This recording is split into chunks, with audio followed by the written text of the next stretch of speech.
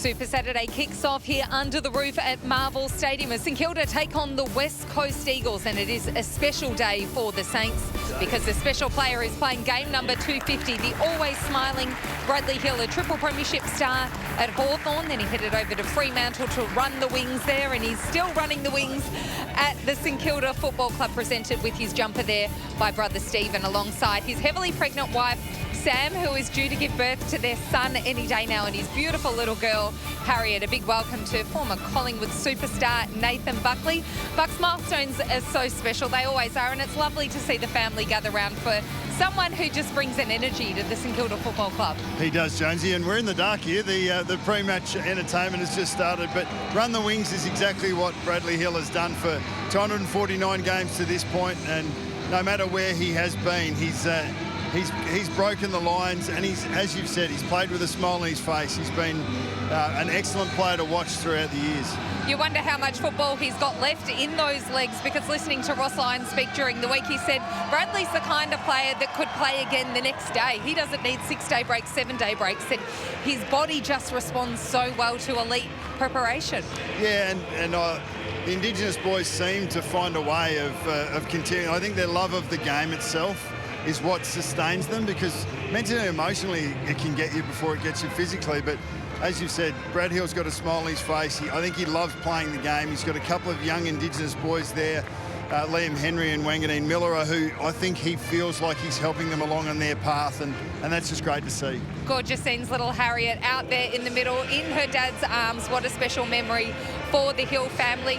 When we look at this point of the season, two teams that are out of reach of September, what is there to be gained for them in the run home? There's still 6 games, plenty of opportunity for them to grow. Yeah, once you reconcile the fact that your season's done in terms of finals, there's still plenty to play for. There's a lot of young talent in both of these sides, and when we get to Ross, we'll be able to ask him about what St Kilda might get out of this next little period. Well, the coach of the St Kilda Football Club, Ross Lyon, joins us now. Ross, we've been talking about Bradley Hill and what a great guy he is. We've seen some beautiful scenes with the little Harriet. What's he mean to you? You've spent a lot of time on the journey. He's been a pretty special part of my coaching journey. First of all, Stephen, his brother, is an absolute star, and Brad, you know, we played his in our last meeting, his vision, and look, Harriet comes in, so Cuddly Ross. Yeah, so I've Cuddly Ross to her. So look, it's a beautiful little girl. His wife Sam, another one on the way. He's built a great career on the field and a beautiful family off. And look, when we played his vision to the group, like the biggest stage, 3 times premiership player, relentless runner, but a sacrificial runner, and he really does celebrate his teammates. So, you know, his epitaph, what's on his footy tombstone, I think he'd be pretty happy with. What do you want to explore with this group in the next 6 weeks? Yeah, exactly. Well, lay the foundations. You know, we had that storm moment, and you know, play the bigger game, really. Set standards, habits, review and improve. I think since round 12, because we had a lot of frustrating, you know, narrow losses, and then we started to anticipate results off having good weeks. It wasn't going our way. We were dropping a bit of effort, so we shifted the possibility mindset, lay the foundations for future success, and really be a great teammate. And that, the effort's been reflected in that, particularly, you know, Port, Swans, Brisbane. So, bar Adelaide Q4, we've been reasonable in that space. And I think the effort's been reflected in your pressure rating. Like, that's been a lot better since reconciling, I suppose, your circumstance in the season. What are you expecting from your charges today? Yeah, you're spot on. It's sort of, we had to reconcile, and then, well, look, I think we're number 3 contested ball over the last 5 weeks. Our pressure rating's been generally good. We've improved our front half game. Our clearance work's always a real struggle, that contest-to-contest run. So, last time we played, West Coast was struggling a quarter time, and then we ramped our pressure north of 2. So we want to bring the heat, we want to compress the ground, their forwards hold long. And their threats, they're A-grade midfielders like Callie and Harley Reid. So if we can win at the source and pressure, we'll be in good shape, but we want to be great teammates today. Do you have any specific plans around stoppage with Reid or Kelly? Or are you just going to go head-to-head? We'll put a lot of time into Reid, because he's a real contest player.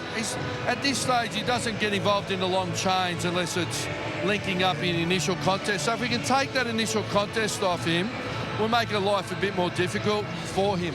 Ross, always great to chat. Thanks, Thanks for mate. being so open with us, and hope the phones hold up in the coach's box for us today. All right, we're going to head across to Brett Johnson. Apparently there were $300 a pop. Oh, really, Nathan? Did you ever break any? Yes, and I promised to pay for them when I did.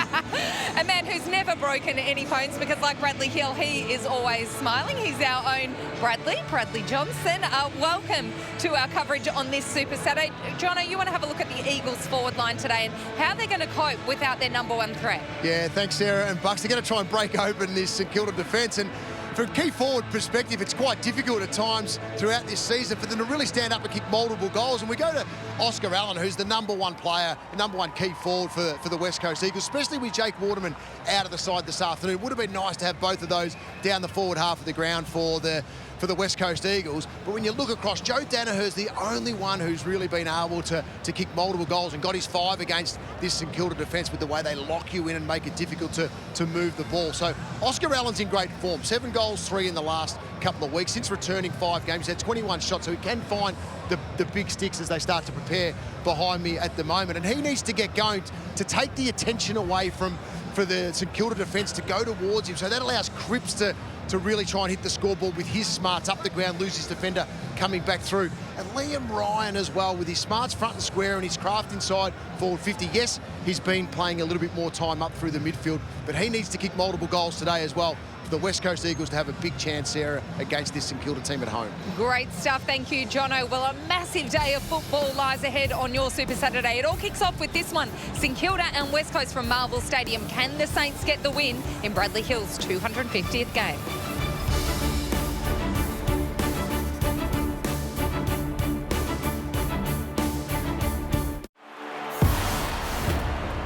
Sheed went in low, flicked it up, Cripps by hand, slick to Chesser, Gaff drifting in, on his return, Andrew Gaff! Dabs the ball in, he wanted Ryan, close to the boundary, delayed the handball, created the space, Cripps from the pockets! We see Max King checking out his knee. Yeah, I think it's his left knee. High ball, Woods, taking to the sky. Made it tough, but got it home, and things get tighter again. Awkward kick, wafting ball to the square, Mason Wood! And now he's got 3. The Saints are looking for a star up forward in the absence of Max King, and it's Mason Wood. The Saints head across to the west and take a gutsy victory, running over the top of the Eagles. Saints fans would like to see more of that today. Last time they met, Mason Wood kicked 4, 3 of them after King went off the ground. He's having another good season since coming across to St Kilda. 4 goals last time they met in round 12. And Nathan Buckley, you jump in the car, you drive to the footy, and you've got an idea about some of the players you want to watch today. And there's a young bloke for the West Coast Eagles that needs no introduction, Harley Reid. Excited to see him live and up close here today at Marvel. Yeah, he's a bums on seats type guy, isn't he, How in your terms? He's going to provide a little bit of sizzle. And as Ross just gave us in that interview, he sees he doesn't get involved in long chains. So if the ball starts at D50 and goes all the way to forward 50, where he'll be involved will be where it starts. So it's in that first couple of contests, in the first 10 or 15 metres from a stoppage, where he does his best work, and it's in real power situations. So St Kilda will keep their eyes on that, but it'll be great to watch him. Apart from that, though, I'm really open-minded about what I'm going to view today with these two teams. They're trying to find their DNA. They're trying to set themselves up for future years. Talking about bums on seats, this man Brad Johnson, quoted in the paper by Cody Waitman today as his goal-kicking guru, and made him put a blindfold on and now can't miss. Good afternoon to you, the wacky Professor Bradley Johnson. You can't miss what you can't see. It's going to be a good game today. And I was just talking to Luke Shuey in the pre-game, and he's just sort of copped a couple of whacks around the mouth from a couple of the players today. So they're up and about and ready to go, the West Coast Eagles, and certainly in the right mindset, he felt, for a big game here at Marvel Stadium. Obviously loving the fact that they're under the lid and some true conditions in what is an extremely wintry day here in Melbourne. Great stuff for Bradley Hill, the 17th Indigenous player to play 250 games. Great shots before the game as well. His wife, San, and his beautiful little daughter, Harriet, running out on the ground with him. Well, that's a great photo. Hawthorn fans will remember him very fondly for the work he did there, and then across at Freo, and now it's St Kilda Bucks. Yeah, look, he's been a trailblazer in many ways, and we've seen a lot of Indigenous players come through the ranks, but 250 games is a great achievement, and to see the other Indigenous boys get across to pay their tribute to him as well, excellent. He's pumped. He won the toss, Oscar Allen. So that's the first win for the day, Bucks. Yep. They've already first win, first contest, and you'll take them. You'll take them where the Eagles have been, but they've actually played some pretty good footy on Marvel. And Jared Schofield, in his second game in charge, first full week where he hasn't had, had to address, I suppose, the handover of coach. So we'll see a little bit more as it goes along. They were able to hit the scoreboard pretty heavily last weekend in his first game in charge, but with a week on the track, I wonder what shifts and changes we might see. Fearsome looking customer I'd be paying attention to in the pre-game speech, Bradley. What, is that because of the big sleeve that he's... My word, it is. Spot on. But it is, it's a different challenge, you're right, Bucks, but it's a different challenge against the St Kilda team that can block you in, that can make you frustrated as a player or as a group of players trying to transition the ball as well. So there will be, without no question today, some challenges for West Coast in the way that they try and transition and hit the scoreboard regularly. Yeah, we know the structure has generally been there, and the pressure is now on. Their last month, they're second in the comp for pressure on the opposition ball carrier. So, yes, be interesting to see how West Coast handle that. Saturday afternoon football. West Coast have dropped their last 7. The Saints their last 4. Both teams' fans desperate for a win. Under the roof on a cold Melbourne winter afternoon. It'll be Marshall and Williams in the middle. Down towards Reed, gets away from him. Marshall follows up. Kelly, Jones across to Steele. So the first opportunity for the Saints, sending the ball forward. Membry's at the back of the pack. Comes to ground now. Henry throws the body in, and they pile on.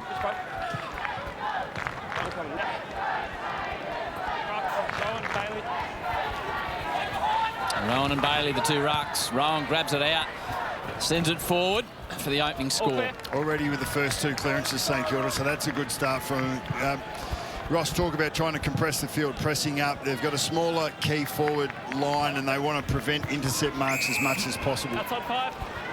Witherden to Reed for his first possession. Working deep in defence. He's told to go down the line. Keeps it very low. Got to Kelly unintended, but works out okay. Back to Reed on the 1-2. Tries to run around Membry. He's got enough time to just calm things down. Not the distance to Witherden, who comes back and across to Barris. Worked it well to the wing, the Eagles, and Marrick. Outside 5. Play on.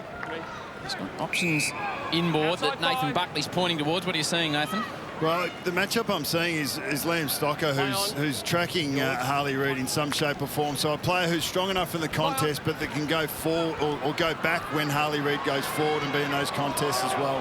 Cripps managed to tap it out from underneath himself. Marrick again, immediately caught by a couple of Saints. I just would have loved to have been cleaner there, Cripps. He is better than that with his control of the ball. If he was, they would have been going deep inside 50. Williams gets rid of Marshall, sends it forward only as far. Great kick. It's a 2-time All-Australian Sinclair, because he can do things like that. Chance on the outer side now for the Saints. They just pop it out in front of Higgins. Good contest this will be. Higgins tries to run away from Hoff. Keeps the ball in play. It's back by hand. Now, Wanganeen-Milera, always nice to see the ball in his hands because he can kick the ball like that. Nicely spoiled away, though, by the Eagles defenders. Hoff again at ground level. An opportunity for Jones. Doesn't keep it in front of himself.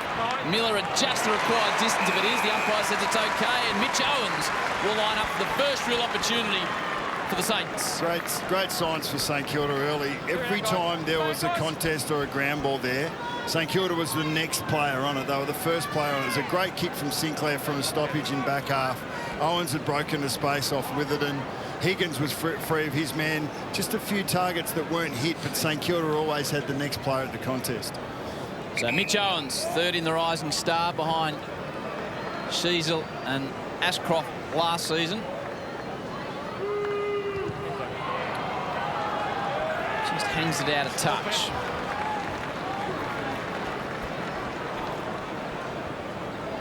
Already 3 inside 50s. Look very damaging, St Kilda, with their movement and their clearance game. Well, they're going to get this short kick all day. St Kilda will allow that. It's how they then...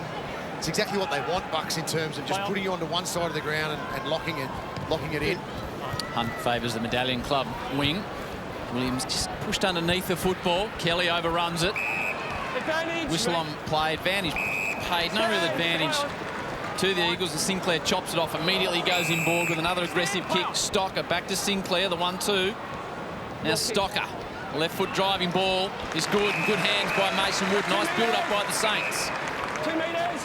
Thank you, Stan. Yeah, Wood's been excellent as a wing or a key forward when Max King's been out of that forward line. In many ways, he's played the role better. Not sure he disguised the kick, or didn't mean to kick it in that area, but it lands in the hands of Higgins. He went a lot more laterally than you predicted off the boot, Jono. It was, Howie.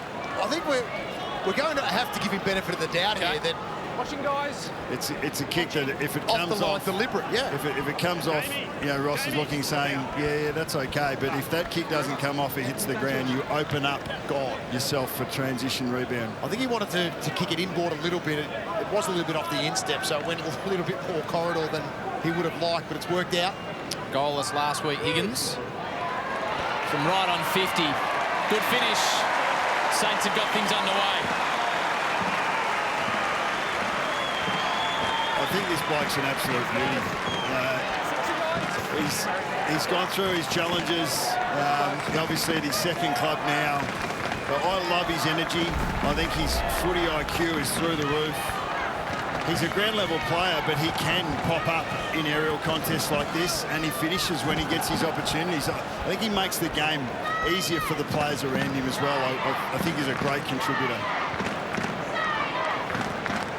It's always good as a player as well when you have a poor one the week before and you're not up to standard that you expect of yourself. That you start your next one well. And that's exactly what Jack Higgins has done here so far. 3 disposals, got his goal on the board. He's in the game. Saints fans vocal early. Marshall to reset things again. And there's a block. In the way of Williams. A couple of Williams in the Eagles team today. Plays on immediately. Sends a long ball forward. Saints look good with Battle. Gets through his hands. At the back is Cully through a boot at it. Burns is aware. Tracks back. And a long ball out of defence in the path of Owens. Straight off his foot. And the boundary line beats them all. A couple of Williams and a couple of Edwards. Is that going to work for you, Howard? Well, we'll just stick to second names, Bucks, and we should be okay. Willow. Thinking about poor old Harry Edwards. He's had 26 losses in a row. So that is a tough start to your early career. Hasn't won since 19, 20, 21. Maybe today for Harry. Cripps on the check side. And there he is, Mr. 250. Warmly received by Saints fans, Bradley Hill. He's the fat side winger who's able to roll back in a great position there to help his back six and defend. Wood forced to go on the left to a contest. He did all the work, couldn't complete the mark in the end. Now the Tarragon fly, memory, his kick is cut off. Centre wing, True, Reed, nice little step by Harley. Squeezes the ball effectively. Jermaine Jones plays on immediately.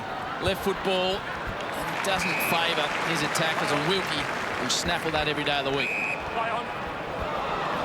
Gitanera trying to come out of defence. Williams might have been held for a moment by Rowan Marshall. Steele comes in to just clean things up, sends it to the city side wing. Owens does well against Hunt in the one-on-one. Wanganeen-Milera, big metres gain, 550 every week. Number 3 in the comp for that stat. Goes short to Membry. Play on. Called to go now. Just gets over the top. And Wilson comes a second time. Barris. By hand, Cole will be under pressure. They work it nicely to Hoff. Clears, but clears wide. Real interesting there that there was no intent for West Coast to quick kick that out. They wanted to chain the handball, find some time and space, and then find a mark. So St Kilda's pressure versus that is going to be instructive. Clark with the all-important inside 50 ball. Couple of options, and the winner is Sinclair. This bloke's a good player, isn't he, Jono? Yeah, he is. He's ultra consistent. And that goes back to West Coast as well, Bucks, because they create the turnover out of bounds on the full, but then they leave pockets that St Kilda are able to slide in behind their defence to get an uncontested mark 35 metres out. They had 2 players there, the Saints, to pick from. Last 2 years, All-Australian and St Kilda best and fairest winner. Sinclair for a second goal for the Saints. Slides across the face. Sharman knocks it through. So as it is, it's 6 insides to St Kilda to 5 to West Coast. It's 4 scoring shots to 0. So St Kilda have looked more dangerous when they've had the ball in hand, and they've actually been able to take the scoring opportunities away from West Coast when they've been in their scoring zone. So simple part of the game, simple things to get right, but the Saints on top in both of those facets. Hoff plays on from centre half back. Set to task of Williams. Marshall provides the block in the contest in the air. Hutchinson's there. Hill. Bananas it round the corner for a shallow ball inside 50. Barris wins the aerial contest. Back to Ginby. Powerful young player. Henry arrives, scooped it out, threw it out. It's actually a good get by the ump. I don't think it was deliberate, but it just ended up happening that way. But Mason Wood, good play to get the ball to ground against Barras. The West Coast Eagles defenders, Barras in particular, not as comfortable with ball on ground as they are in the air.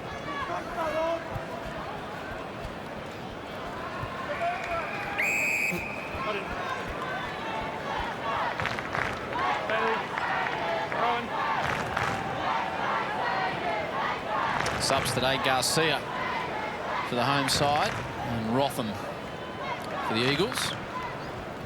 Good strength from Marshall. Sends it over his shoulder. Wood good aerially. Spills out towards Membry, picks it up nicely. Back to Wood, featured early. Membry with a screwing kick to the top of the square. Burns will stay down, gets to the back. Hunt arrives. Good hands Marek under pressure as he clears. Too much pressure, it turns out. Clark receives the ball just on his distance, so he goes short. And in the end, it's a nice little pass to Dan Butler. And once again, there was a feedback handball there, but the pressure that St Kilda brought to bear forced that quick kick. And then Hunter Clark takes a mark pretty much on the 50, but then a nice little pass just to find Butler, who is more, has got better odds from being able to finish from there than where Clark was. Premiership player with the Tigers, leading goal kicker for the Saints in 2020 with 29 goals.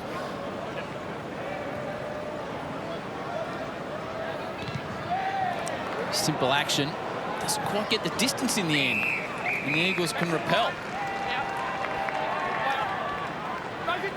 Harry Edwards, not the required distance. Barris. It's nicely taken in front of Edwards. Butler again. Crowded forward 50. Butler tries to punch a ball in there. Reed flies at the front of the pack. Kelly. Knocked it across to Jones. Nearly runs himself into trouble. Set to task for Hunt. Now Edwards going to be pressured. Well, they get him from both angles. Two get him. Not sure who'll get the free kick. It'll be a Saint either way. Higgins wants it, but he dishes it off to his teammate. Pressure through the roof for the Saints, as you can see there, 210 to 176. And that's led by 8 tackles to 3, with 3 so far inside forward 50. This is an excellent start by the Saints. West Coast can't find their way out of their D50 at the moment with any effect whatsoever. 80% time in forward half. The Saints extraordinary numbers. Wilson, round 6 Rising Star nominee. Skillful player, as shown by that. Turns for the Saints fans, and they got a couple.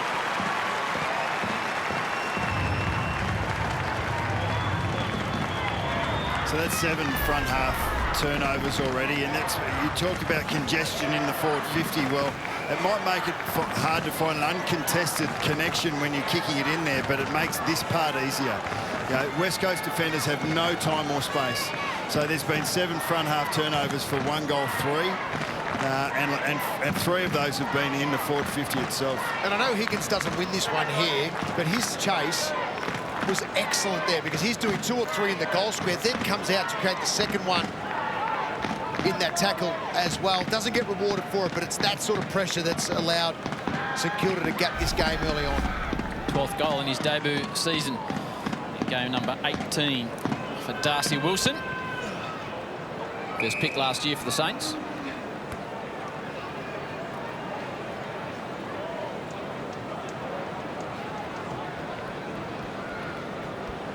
Williams. True overruns it. Clark doesn't. Spins on a dime. Sends it down towards Memory.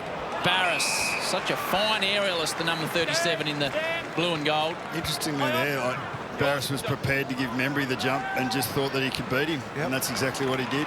The much talked about Josh Battle to Jones. Wanganeen-Milera. Trouble again here. Barris is going to have to go. Gets the front. Fist down towards Wilson again. Might get two in a minute. Just hangs it up a touch. Butler calling for the hands there, probably because he was right where Wilson was going to take the next step to be able to finish with quite an easy snap. But geez, if you're a West Coast defender at the moment, you're under fierce pressure. The ball just keeps coming down. Jermaine Jones, city side wing. Petruccelli, Dougal Howard, Zach Jones, Clark, touch ball. He was again under pressure in defence, as Nathan said. Ginby takes on the tackler. Edwards kick smothered.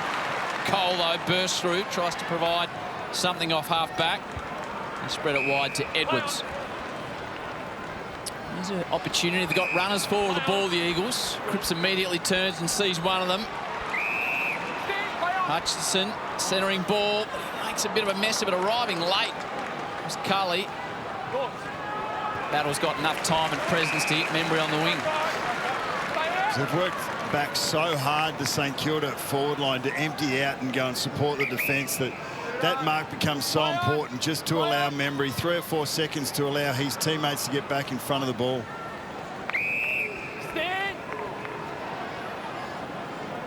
Higgins and Wilson the goal.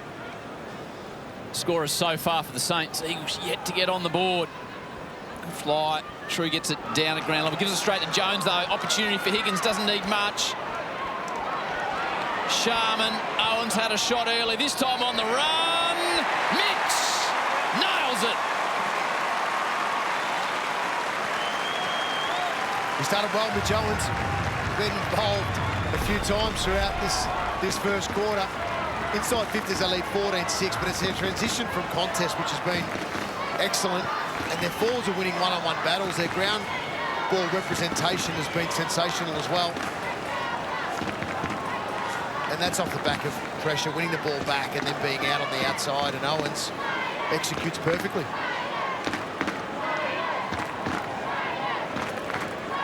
They've now been able to score a goal off turnover from each of, the forward 50, the attacking mid and the defensive mid. So the transition game in great shape from all parts of the field. Absolutely dominant in that part of the game at the moment. West Coast can't find time and space, and when St Kilda get it, they surge through it. It's been one-way traffic. Inside 50s, 14-6 the way of the home side. Clark manages to screw it off the outside of his foot.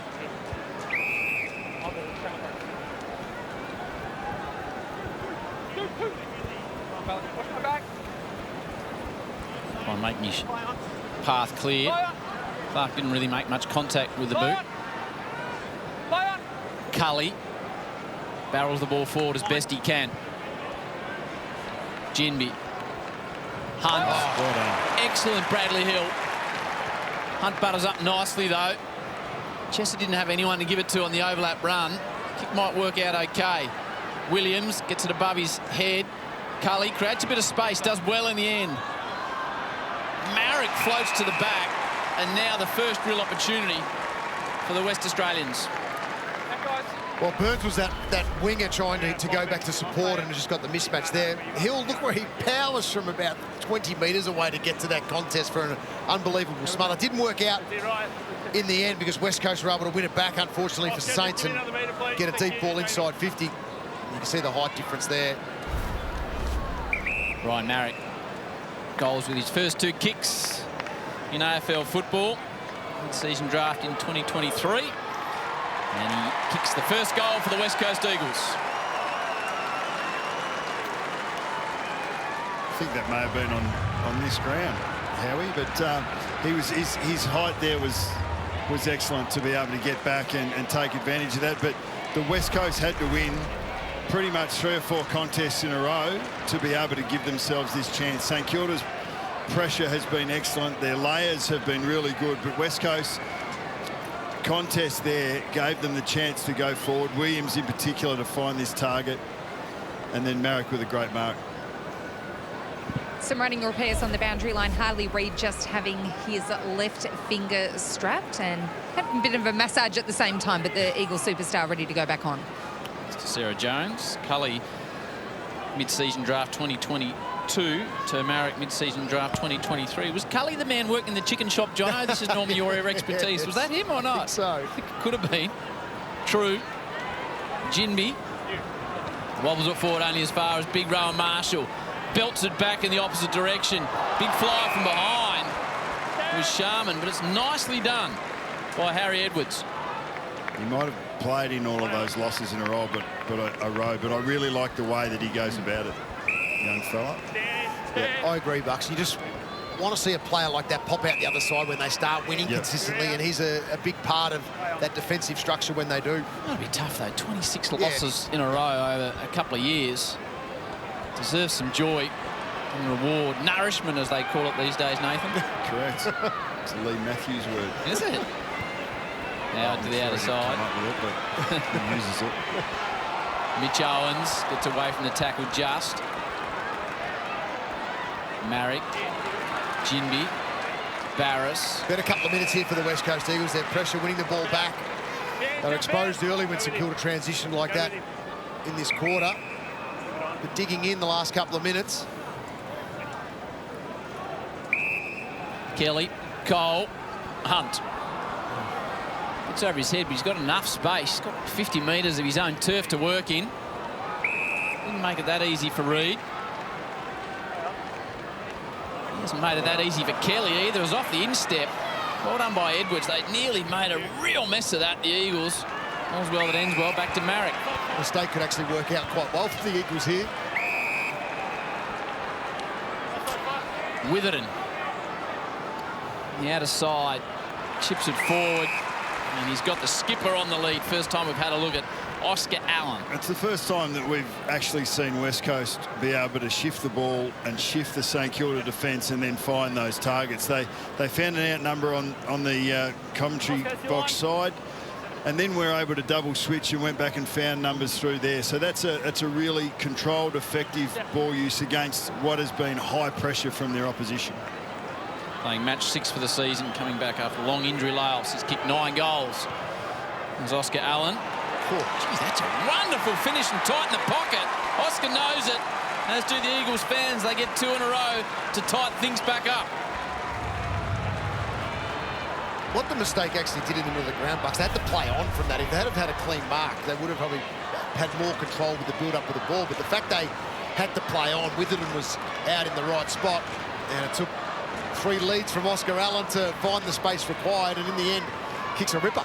And the balance of control and taking the game on is where offence sits. And on that occasion, West Coast were able to get it right.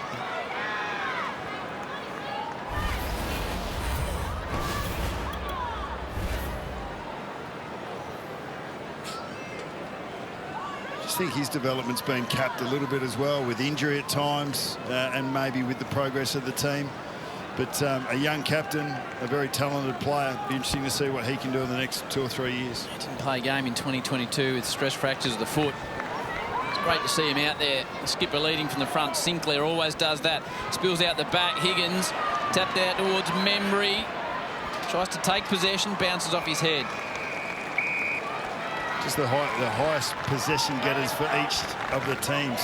Barras for the Eagles with 8, and Membry, his direct opponent, with 6 for St Kilda. And forwards. It shows you how much of the ball is actually spent in St Kilda's forward 50. Kelly. Kick out of defence. Could work out. Jones spilt it. Bonner.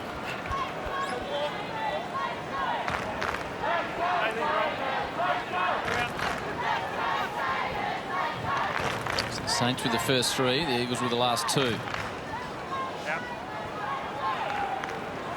True.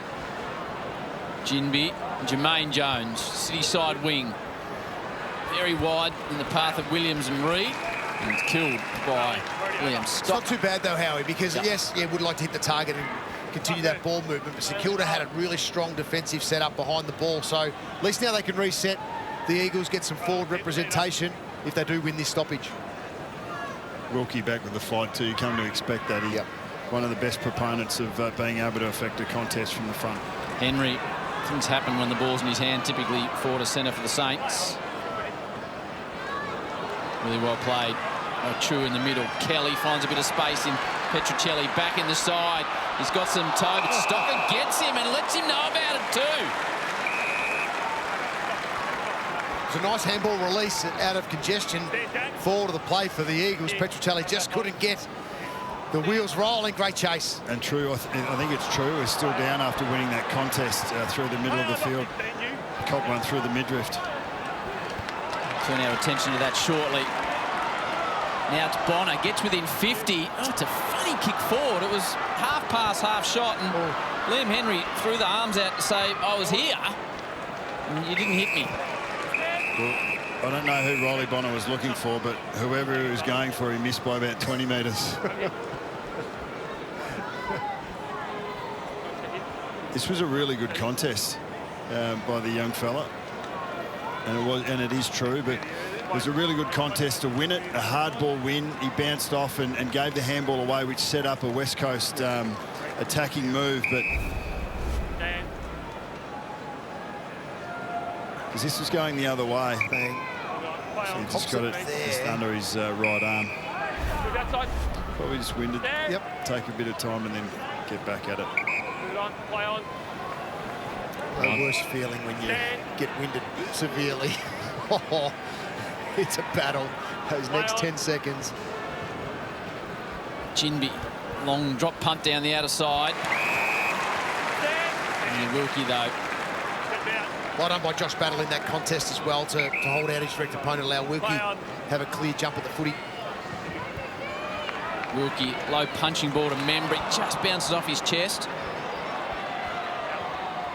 Jimmy does well to hold the ball in under his opponent. Barris.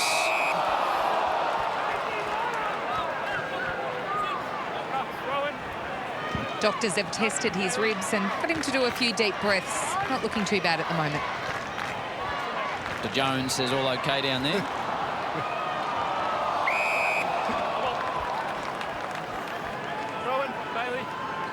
This is now St Kilda's 20th inside 50. I'd expect that that's their best return from a quarter in terms of field position this year, but only the 3 goals on the board would be the worrying concern in that. You just need to make more of your chances when you create them. Both ruckmen just roll over. Kelly rolls through, takes an unusual opportunity to bounce, and he was run down from behind. Great chase. That's again, though, they're chasing in this first quarter. Has been excellent. Higgins started it, I think, in the forward half, and other players now have jumped on board. That's a big one there. 71% of the ball's been in St Kilda's forward half. Butler sets it up for Wood. Hunt provides the fish from behind.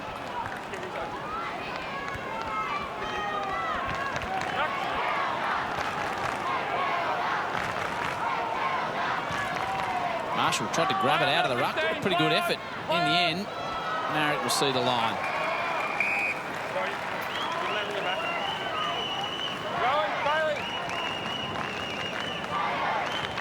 It's pretty relaxed, does Ross?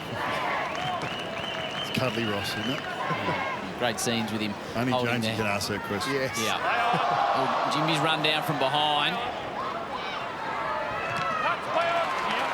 Clark jumps on onto Hill. Creates a little bit of space to Sinclair. Low ball forward to Owens. Has a little bit of time to throw it on the boot. Misses the lot. So Higgins, Wilson and Owens kicked the first 3 before Marrick and Allen replied for the West Coast.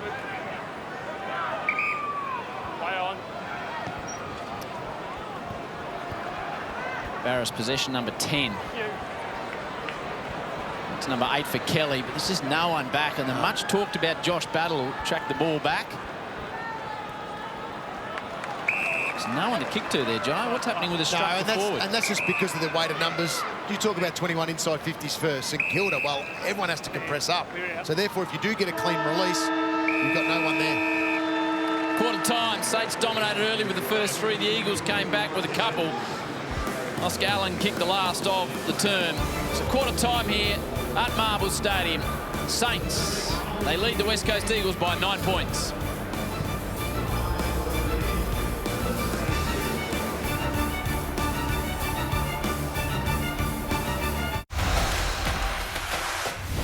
Coming up next, the Hawks take on the Pies. Takes on finals-like connotations. If you're going to the G, it's a hot chocolate, Ugg boot and beanie day. But that is a nice game of footy coming your way, and a nice game unfolding here too. The Saints kicked the first three, but then the Eagles replied. St Kilda lead at quarter time, 3-3-21. To the Eagles 2 straight 12. Nathan Buckley and Brad Johnson are here. Well, it was a good start by the Saints. Their first 15 minutes was excellent, and their pressure was right up, and they were hitting the scoreboard off the back of it. West Coast did respond in the last period of the first quarter to kick their 2 goals, start to steady the ship a little bit in terms of it, but you can just see the weight of numbers there. 21 inside 50s to 8, and yet they didn't capitalise as much on the scoreboard as they would have liked. The Saints, it just created so much pressure for West Coast to transition the ball, and they're winning it back as well. Yeah, those front half intercepts, that's Ross Lyon's going to probably be one of the primary KPIs that he would look at. Yeah, so to be able to turn the ball over and then go back inside forward 50 is the reason we've seen Tom Barrass find so much of the ball. And Membry's been dangerous in his own way as well. But the St Kilda forwards have been able to put a lot of pressure on. They've been able to have 6 scoring shots only from those 21 insides. West Coast have had 44 possessions in their D50 amongst their backs and mids, and St Kilda have had just the 10. So West Coast have held up relatively well under that pressure, under that weight of field position and territory to have the scoreline that we see now. Inside 50, St Kilda 21, the Eagles 8. Marshall's had 8 disposals, Clark 8, Barras 10 and Ginby 9 for the Eagles. Harley Reid's had 5 for those following that young man's progress, going at 100% though. Marshall and Williams. Jones standing beside Reid. Good leap. Marshall stayed down. It was the right result in the end for him. Hunt off the line. Liam Ryan, like to see him involved. Shallow entry. Howard doesn't quite bring it to ground, but he'll get the free kick against the big O. Yeah, it was there. He took position, took it early, read the ball in the air, and Oscar Allen couldn't get there. Holds things up, though. At least St Kilda aren't able to transition with any type of speed. Play on. It was a first disposal for Liam Ryan. Jones to Bradley Hill, just runs and runs and runs all day. Perfect delivery to Henry. Gets off his man. See something he likes forward. Good transition from the Saints. And it ends up in the hands of Cooper Sharman. That was so good from the Saints because they were slowed down. West Coast had set the ground up. It was the first kick. And then the overlap run from Hill, which he's so good at. And it just breaks the defence open from a West Coast Eagles point of view. And they're able to uncontest it all the way down the ground. He's been a sub or has been subbed in 5 of his 12 games this year as Cooper Sharman. Kicked 9 majors just to steady things up for the Saints. From outside 50, she unloads, gets good carry, and he's got enough carry. Cooper likes it. West Coast want the question asked on the goal line. The goal umpire was pretty strong, saying that this one had sailed through. This is the transition we were talking about. Brad Hill with the overlap on Jones. Liam Henry involved, running into space. Good chip over the top. And then hits up short, which was really important. West Coast had folded right back. Hit Sharman in that position. It was an excellent kick.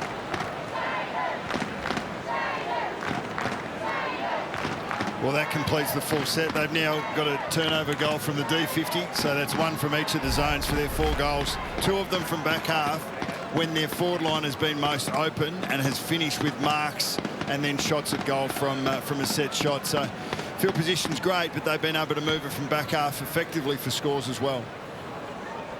Williams to the advantage of Kelly. Jones got other ideas. Hunt. First off half back. There's a hold. And it was against Cully. He had the arms around. That's disappointing as well, Howie, because 2 of their forwards now have given away free kicks. Deep entry. giving away easy free kicks that have just handed the ball back to the Saints.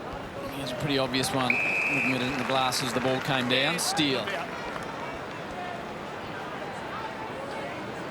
So that's part of the battle. Win centre bounce. And then get your forwards to compete, not give away free kicks like they have.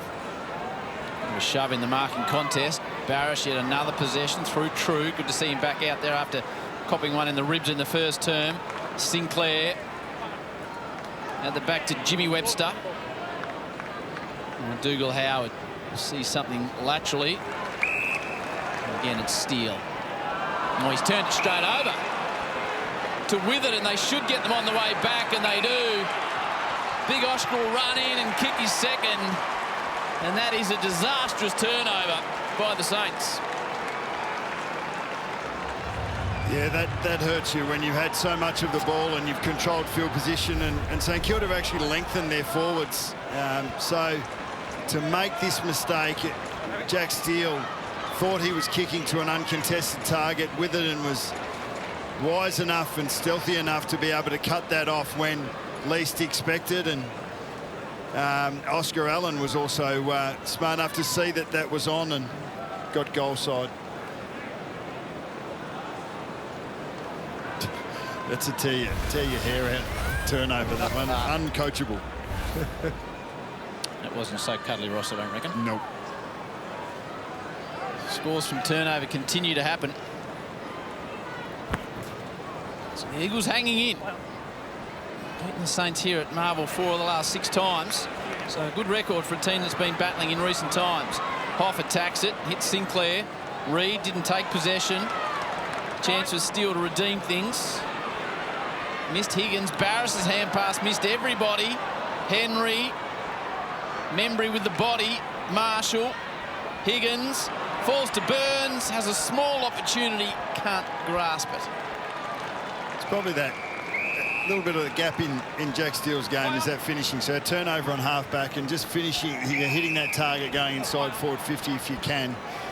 But geez, he does a lot else right around the contest and with his defensive pressure. Another turnover. Edwards just kicked it in the path of Henry. And Hill nearly missed the football. That was wacky racist stuff. He changed his mind halfway through the drop, didn't he? Going long, thinking, oh. What's behind, bro? Try to keep it under the smother. Marshall. Reid again didn't take possession. He'll get the free kick this time.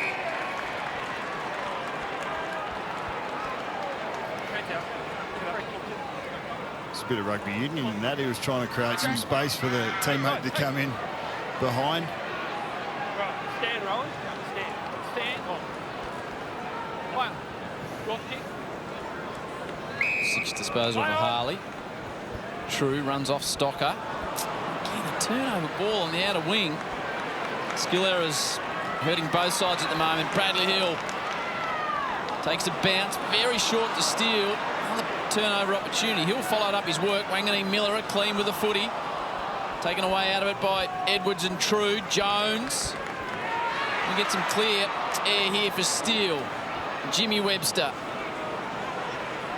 sets it up for Burns. That's better usage.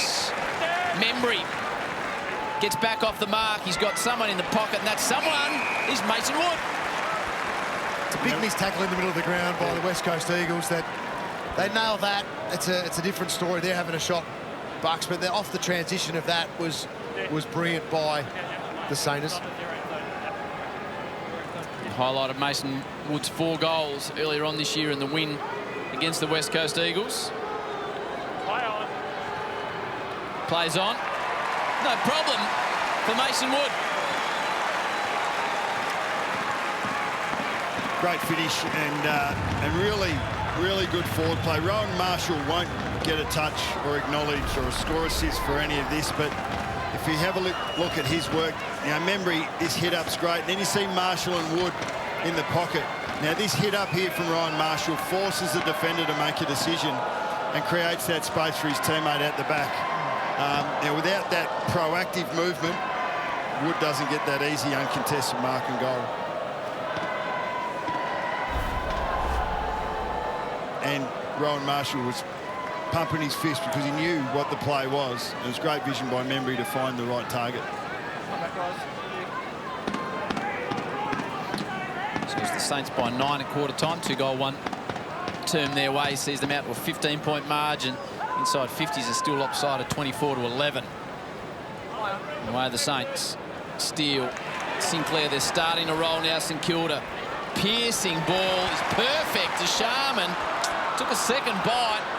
The Eagles somehow spoiled it in the form of Hunt out of his hands. Tough bounce for Webster. True. Bonner. Jimby doesn't let him go. Excellent tackle. Didn't miss that one, West Coast. You see the effect of what it can do, the energy it can bring to your teammates when you lay a big, strong tackle.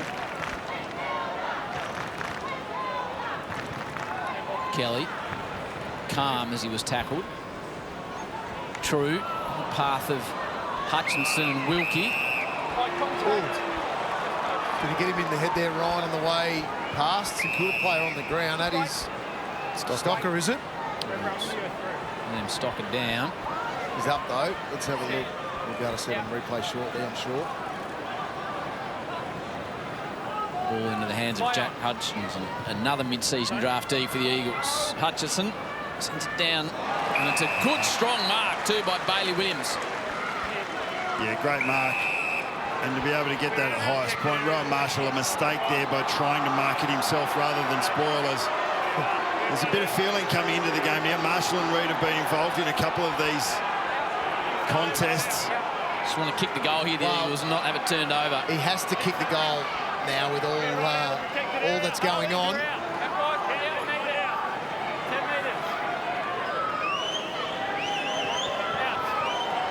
Bailey Williams for a 5th goal of the season. Just had to kick that. All the hustle and bustle and winning a big mark and getting in the face of the oppo. You got to play your part and kick it. And now St Kilda have got a chance to return serve. Quite often you see a couple of goal swing here, don't you, when that contest is so critical to the flow of the game and the feeling of the contest. Ryan, Reid, Howard, good contest.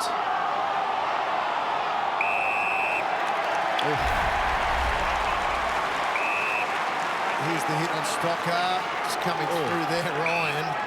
Doctors are looking at the vision of that at the moment on the sidelines. He brought himself off and has had a chat to the doctors, but no assessment as yet.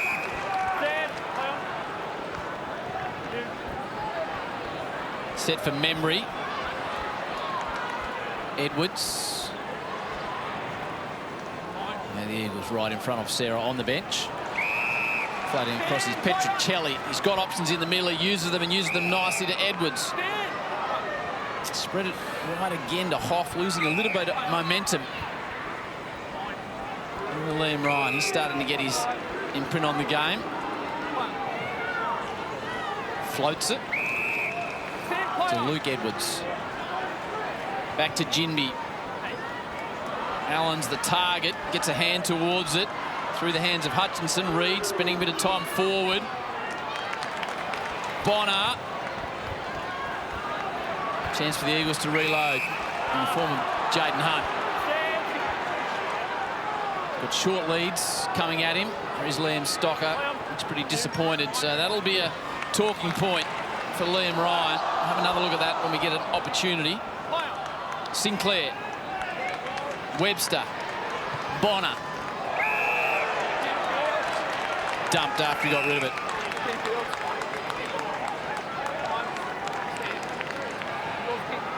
Henry, AFL logo. Opportunity for the Saints. Membry streaking after the footy. Cole's on his hammer. Membry off the instep. Might work out Kay in the end. Falls towards Wood.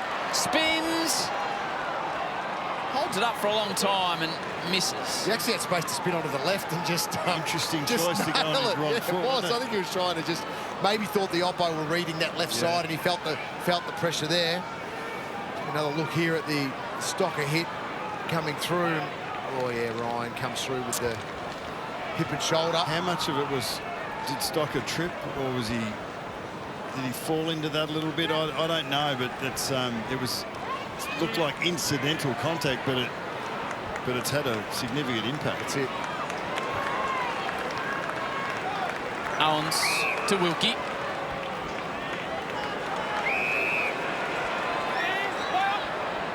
Wilson. Oh, he was in two minds, and he might get 2 kicks out of that on the possession sheet. Off. Chesser. Bit of run now for the Eagles through the middle, through Cully. Back to Chesser. Promising build-up. Takes a bounce. Runs out of room. Williams looking for the inside 50 ball. Good transition by the Eagles. And it lands in the hands of the number 44, Jack Hutchinson. What I liked about that run from Chesser, he's just changed his line bucks, and that I think that just sort of opened up things for options for himself, but also for his teammates. He had to pause on that run in the end and give a handball inside, which worked out quite well. Yeah, they're watching them last week and potentially under Schofield. They're not going to take a backward step. You know, they're going to keep trying to attack the game, and if St Kilda's pressure falters just a little bit, we'll see more of this end-to-end movement. Third pick in the mid-season draft, encouraged to play VFL footy by Jared Blair, a man you would know well, Bucks. Just squeezes it out a touch to the right. 2 missed opportunities for the Eagles now. One taggy boy. Big wave surfer down there from all reports. You would know, Howie. No, not about the big ones. Over the top of Liam Ryan. Does well, does Liam Ryan. Shanks it forward, beautifully picked up by Wilkie. Attacked it, gathered it, distributed it. And Bonner sends it forward in the path of memory. Early body use by Tim is good. Men streak forward, calling, screaming for it. They fall down at the wrong moment. That was Sharman. She looked open for a couple of Saints. And the Eagles look to fight another day. Gimby's doing enough right for the West Coast Eagles today. Made a couple of errors, but certainly working hard defensively. Bembry's back to his best form today. Looks great. That matchup itself has been first class. You know, Barras with his intercept marking and been able to have 13 touches of his own, but Bembry's been dangerous when the ball's gone in the side of that front half.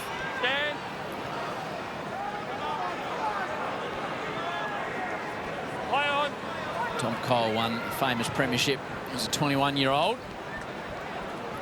Cully's bustled out of the aerial contest. Petruccelli drags the ball through with him. Hand passes into the path of Jermaine Jones. Out to Liam Ryan. Has a shot, does Liam Ryan. And misses. He was running back to the middle. He was very confident he was going to finish that. It's ironic. Like before that contact with Stocker, Ryan was unsighted. He's had 5 touches since. He's been involved in everything. Right out. We're right out.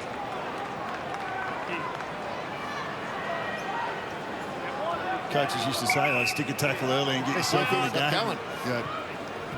It's a good way to go about it. Through the hands of Howard. Go down towards Sharman, but Jinby playing game number 35. Picked 9 back in 2022. An impressive young player. Powerful.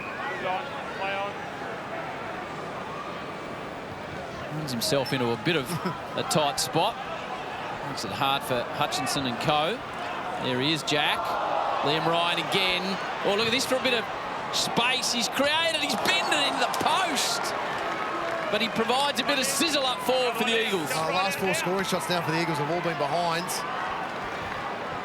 Had a real chance to really close the gap here on the Saints. Yeah, they've gone from 0 front half turnovers in the first quarter to 5 already in this second quarter, and that's provided really solid scoring opportunities. And a player like Liam Ryan, he relies on that forward half defence so that he can go to work when it's in his territory.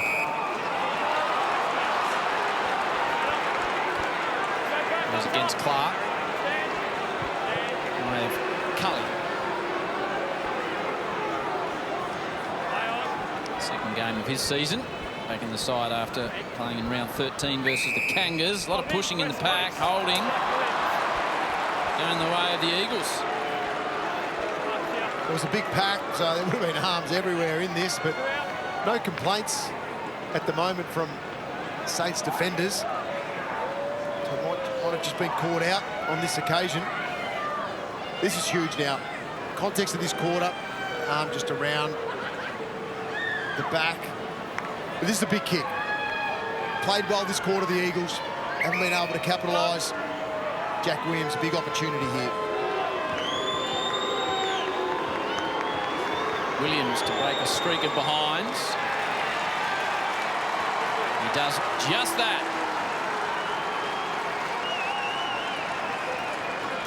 Yeah, that was an important finish, Jono.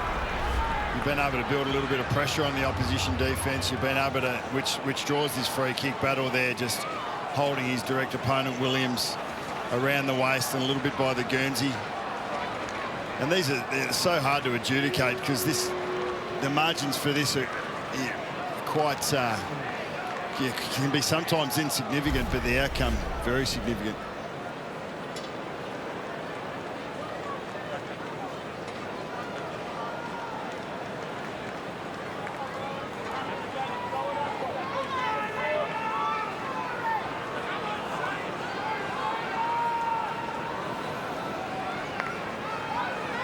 Back to 2 apiece for the term with St Kilda by 9 at quarter time. The Eagles have whittled it back to a 1-goal game. Henry has a run in the middle. Williams misses everything completely. Applies a tackle. Jones. Wanganeen-Milera. Turnover. It's really hurt St Kilda this quarter with their inside 50s. And West Coast are taking advantage of it, coming back the other way. Cripps, nice forward hand pass into the path of Chessar. Loops over to True. Steele. Gets him.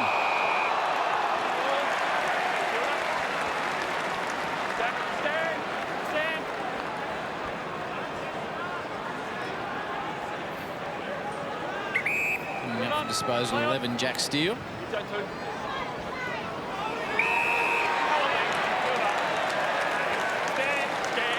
Clearances and tackles are even, contested ball relatively even. It's just a West Coast have defended well and been able to bounce off their back half.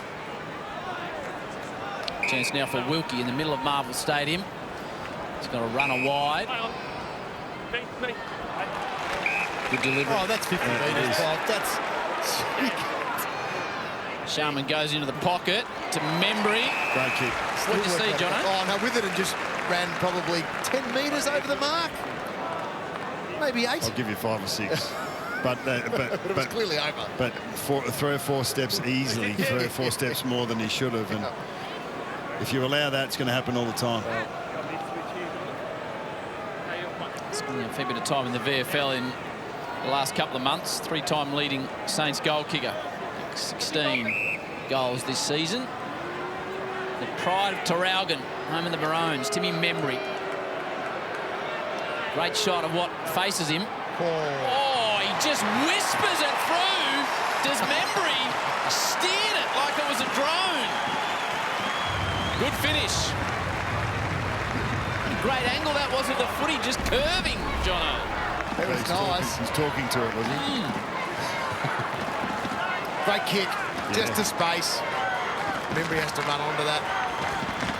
Team just confirming that Liam Stockett is in HIA protocols. The sub is Hugo Garcia. He's still sitting on the bench, so we're awaiting confirmation from St Kilda after that incident with Liam Ryan.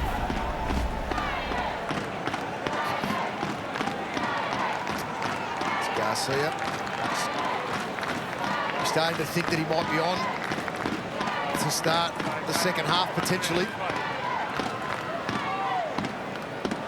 He's not going to add to that stat, is he, Tim Membry? Great finish.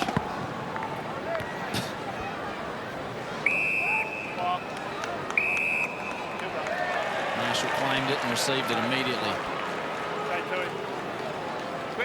Back out to a 2-goal lead. Deep in the first half, the Saints. Led by 9 at quarter time. Wanganeen-Milera shows a bit of the ball. Gets around Reid. Wants someone to come towards him. In the end, drops it deep. Ginby's working hard in defence. Gets away from him. Witherden has a couple of goes at it. Gets rid of it eventually.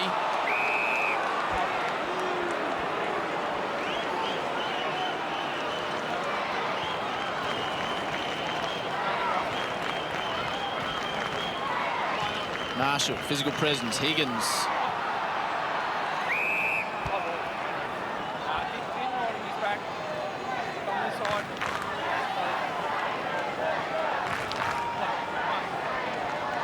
Higgins, Clark, touched.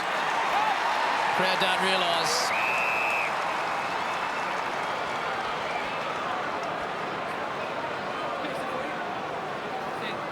Field umpire's call was touched. I believe it's touched. I just want to double check again. Scorer here. Umpire's call's touched. Please, Ali. No, listen. I gave you the bit. Review underway. I'm kicking the ball away a little bit over there, and then here again. So you taped up the ball here, but it wasn't a free kick, so just be mindful, right? The free kick that was just here before. Then Review complete. Okay. Looking at this angle, we can see the ball is touched by the West Coast defender. Decision on the scoreboard.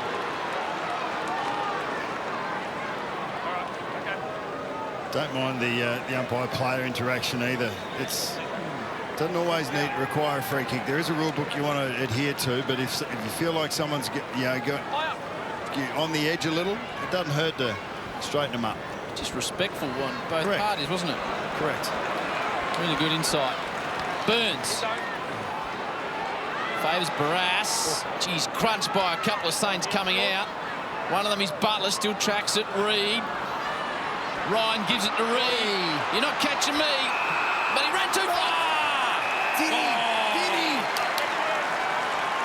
It happened pretty quick. It happened so quick, didn't it? You're right, it was the fend off, and I thought he'd released in time. I think it'll be marginal. Well, it's 27 metres. Marginal then. Looked good, though. Well, it looked amazing. But see, that's why, even though the tackle wasn't stuck, it was the pressure and the willingness to get into that contest that had him having to think about something else, which gets that extra distance. Saints have been quite verbal with Harley today, and physical. I don't reckon he'd take a back step, Howie. No, he didn't seem to. Certainly gives as good as he gets, if not better.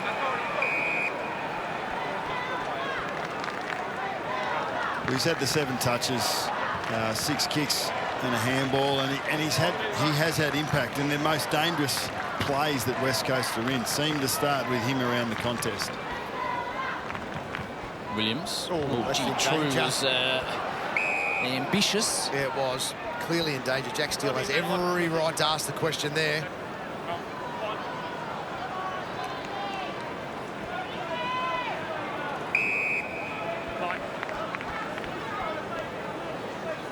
Actually, to argue against my last point, most of the damage has been done in transition, so by both sides. There hasn't been a whole heap of stoppage around the ground.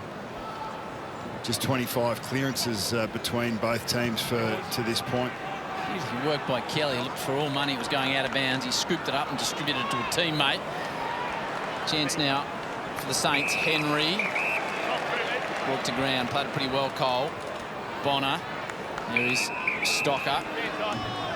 He's back on the bench, so hopefully it means he's passed all the testing and he's good to go.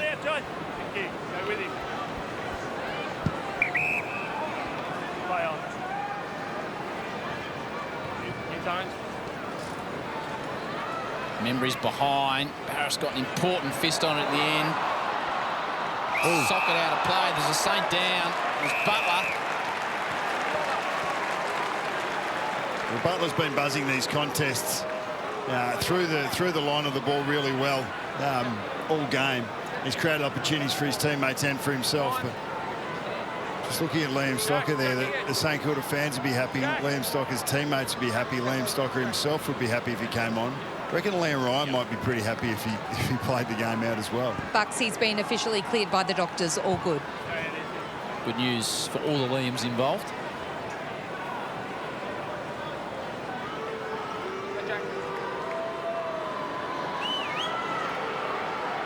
Butler to make it 2 in a row for St Kilda. And they just start to put a bit of a gap on the Eagles.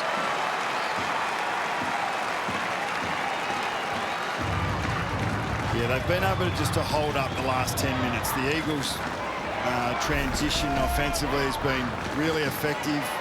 The Saints have bought into that a little bit with poor connection in their forward 50 at times, but Membry just keeps hunting the ball. Butler's been creating opportunities.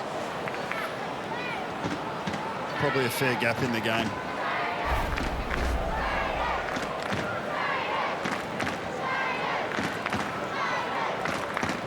I think Schofield's major message is at the interval, Nathan. Well, I think he'd be happy with them taking the game on. Consistently, they've been able to lock the ball a little more into their front half with some turnovers. It's not necessarily going to be the clearance game that gets it done, but maybe just defending a little bit better and then really going forward off those turnovers, as they have for the most part this quarter. Can't afford to give up another late one here. The Saints are pressing off the boot of Sinclair. Down towards Mitch Owen. Sharman comes in from the side. There's Butler again. Steps through a couple. He'll get it back again, Butler. Little centering ball towards Sharman. Fished it away from him late. Eagles just clear as best they can. Important contest. Jones, Bonner. Back to Sinclair. Very short, but it doesn't matter because it's gone to the Eagles. One thing the Eagles are doing is they're off camera on left of screen. Their forwards actually hold pretty deep. They're holding 6 forwards. As you can see, they're a long way up the field. So it's not helping their back 6 defend. But when the Eagles win the ball in the back half, they've always got players to go to if they want to go quick. It's probably where they've looked their most damaging this quarter. Great insight from Nathan Buckley alongside Brad Johnson, Sarah Jones on Saturday afternoon football. It was the Saints by 9 at quarter time. They've eased it out to a 19-point margin on the 4-goal-to-2 term. Ryan underneath it. And Ross on the other side of the equation, Nathan? Yeah, I think he'd be really happy with the fact they've had 35 insides. I mean, the St Kilda haven't done that, too consistently this year. They're getting a lot of supply. They'd love to improve on their connections inside forward 50. He'll have a couple of really good examples to show from the second quarter, and he'll have 3 or 4 opportunities that they've missed. Cole, as far as battle, should be the end of play for the half. So St Kilda fans saw a 9-point quarter-time lead extend out to 19 points at the major break. The other thing Ross would be wrapped with is the pressure. The pressure game's been a fundamental of his coaching philosophy over a long period of time, and very rarely have we seen West Coast players, unless they've gone helter-skelter, find that time and space to be able to use the ball effectively. So they'll want to keep cranking that up, keep ramping that up. They'll show examples of that happening positively. But just that final kick, the finishing element going inside forward 50 to get more output than 7 goals from 35 insides is going to be the improvement area that I think they can bring into the second half. Sarah Jones is in the middle of Marvel Stadium. Jonesy. I've got Oscar Allen with me. Oscar, you had some great opportunities at times in the forward line, didn't quite capitalise. Is that one of the keys to staying in this game? Yeah, I think so. I think our contest work has actually been pretty good, and it's been something we're focusing on.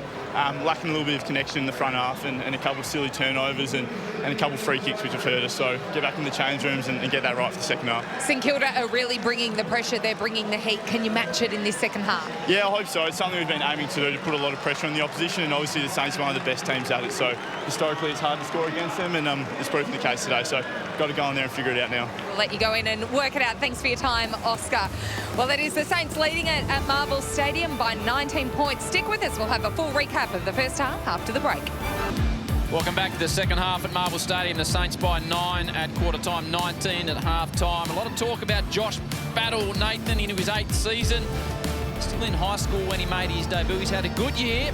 What is it about him that is attracting the interest of other clubs? Well, he's a great size. He can play tall and small. He's a great intercept mark, and he uses the ball particularly well. And we shouldn't be surprised. I think a player like he goes through a career, and you work out at different stages. You might have 2 or 3 sort of forks in the road. Am I going to stick here, or do I need to be elsewhere? Just having a quick look at the St Kilda 23. I mean, 11 that I've counted are at their second side. So it does happen. Player movement is more prevalent than ever before, and he'll be in the process of working out what he thinks he needs for the rest of his career, and St Kilda will be working that out as well.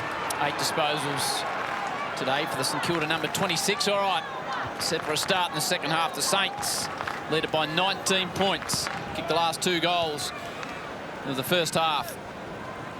Jones barrels his way through. Marek Now to Ginby.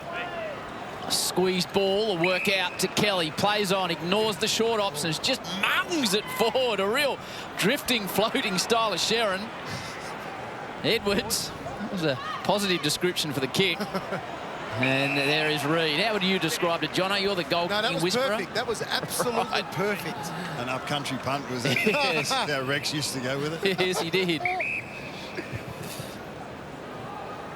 Jaden Hunt. I'm sure he'll kick a nice drop punt. And he does. Off the instep. Then towards Williams. Gets front position. Kelly by hand. Hutchinson dishes out to Liam Ryan. Had a couple of goes already, Liam, and hits the post again. It's a game of what-ifs and nearlies at the moment for Flying Ryan. Wanganeen-Milera shows a little bit of the ball to Ginby.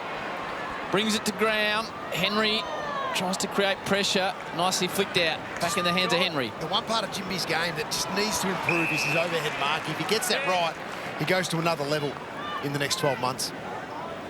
Harry Edwards. Drafted at 184 centimetres. He's now 200 plus. Jones. Reid. Feints one way, then the other. Does give it now. Hands it off towards Hoff. Squaring ball to Ryan. And this time, again, he's not able to quite finish the job. Nearly, but not quite afternoon for Liam Ryan so far.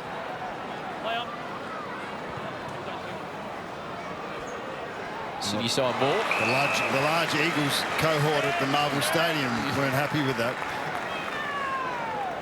Membry shows him how it's done on the City side wing. He's had a good afternoon as Tim Membry.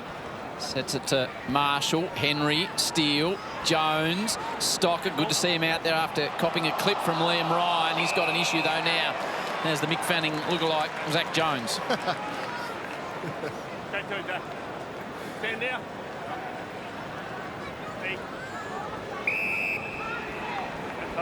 Play on. You. Mine. Inside 50 ball. Williams just eased underneath it by Wilkie.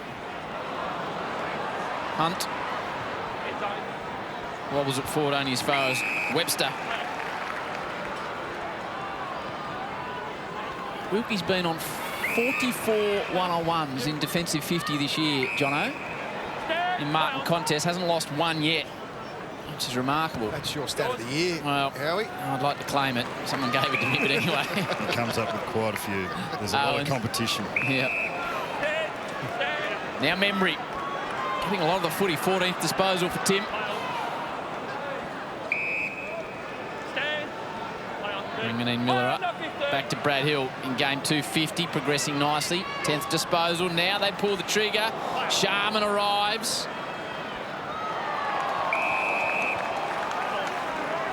Jimmy gets a thumbs up there from Reid because of his courage going back with the flight to get in the way of Sharman to stop that work inside 50 from the Saints.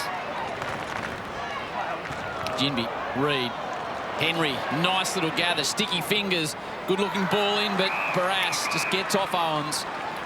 You did well to take that. There were two St Kilda players that were flashing towards goal if that had a spilled over the back. He's a brick wall, this bloke.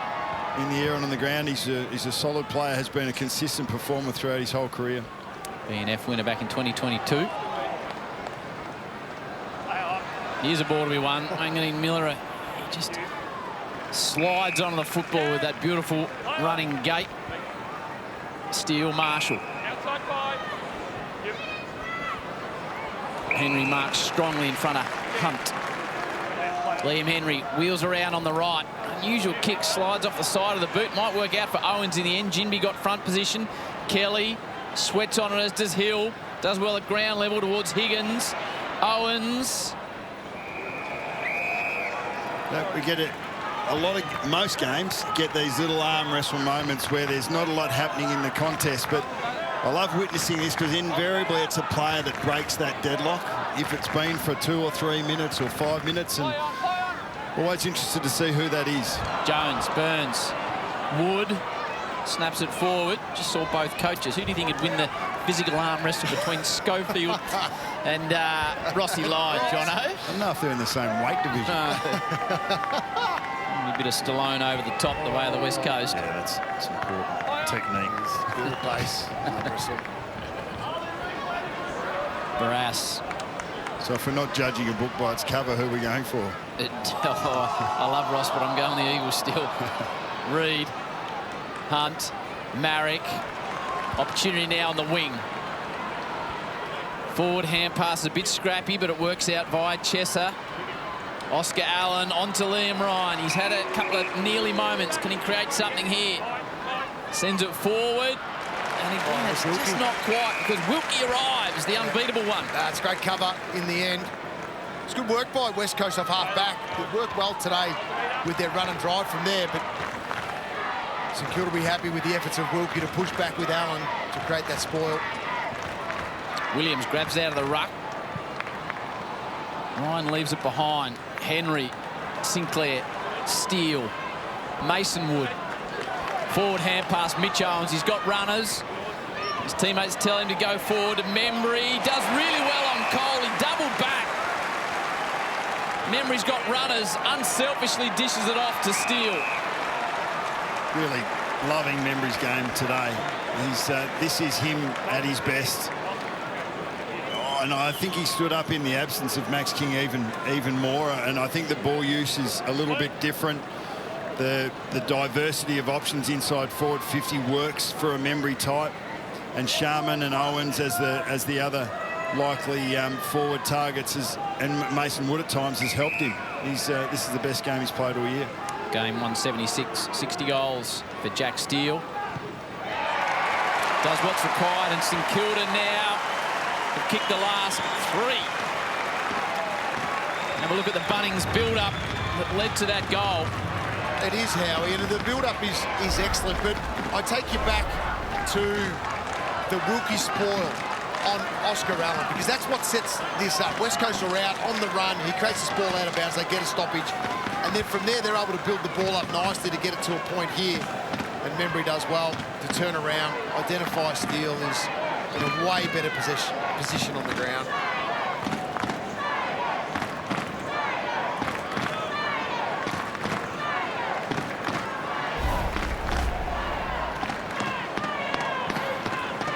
That's the stat that you came up with, Howie, for us.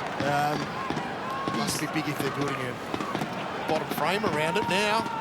Well, it's great. It's excellent defensive work. He's looked like he's improved as the seasons wore on. Not quite as impactful early as he was last year, but gone with the form of the Saints a little bit. Sinclair, Reed rages his way through the pack. Up and under. Marrick. Tacked out of the air by the Saints.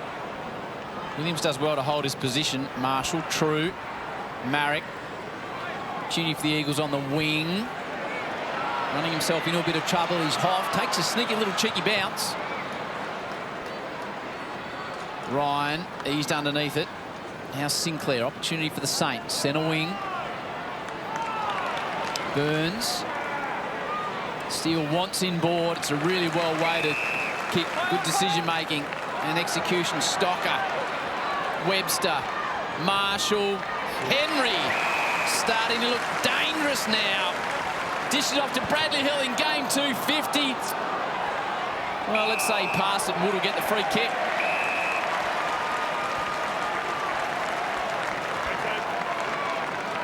Steele kick back inboard. Opens us up. It's good from Alex Witherden. Switched on, knowing the fact that Wood will be looking to take every advantage here, having to just do a snap on his right. Kicked a goal in the second term, did Mason Wood.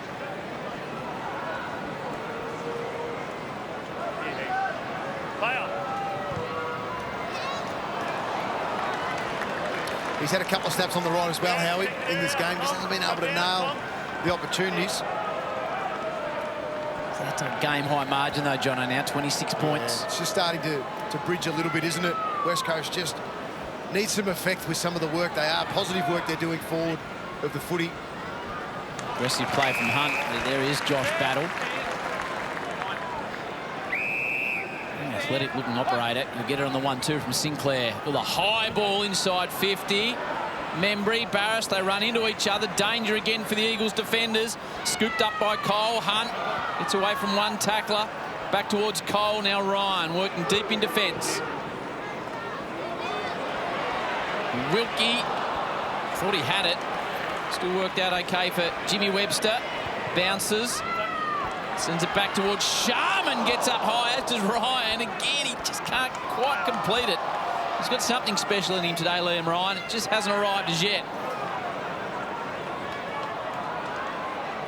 Ball bobbles around. Falls to Membry, having the afternoon. He's Timmy Membry, points to the crowd. 4 in a row for the Saints, 2 for Membry. Well, he is on, isn't he? Bucks have highlighted him a number of times today, but that's just class. And he's been unselfish at times and brought his teammates into the contest, but he just continues on here, throws the ball, a couple of tackles, bobbles to him, and he's smart enough to finish. He's taken 8 marks for the afternoon, which leads all comers on the ground, and to be able to finish there, that's class. They really missed him at times over the last 18 months when there were games that were, you know, up for grabs, and he wasn't in his best form when he came back. And I wonder whether that was a body thing or a confidence thing. But yeah, this is the Membry that St Kilda have come to know over a long period of time, and it's great to see him expressing himself absolutely on the field this afternoon.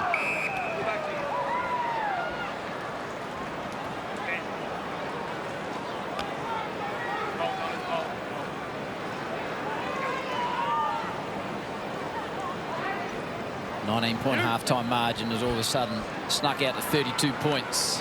Saints fans will be comfortable at the moment. Clark, piercing ball towards Higgins. Really nice mark from Jack. Plays on. There he is. Little chip at a Membry on the stretch. He might still have an impact on the contest. The Eagles are forced all the way back. 16 disposals and 2 majors for Tim Membry. Ryan steps and weaves his way. Now Jay Hunt. Petruccelli. Overlap run from Hunt was good. Driving ball forward to Williams. Marks nicely in front of Howard. And Jack Williams kicked a goal in the second term, the last major for the Eagles. Well, St Kilda missed an opportunity again. West Coast have capitalised on it with their probably 4 or 5 times today. Bucks, you could pick up that they've had an opportunity inside 50, St Kilda, and missed that target. And that's when West Coast have been able to really look effective off turnover.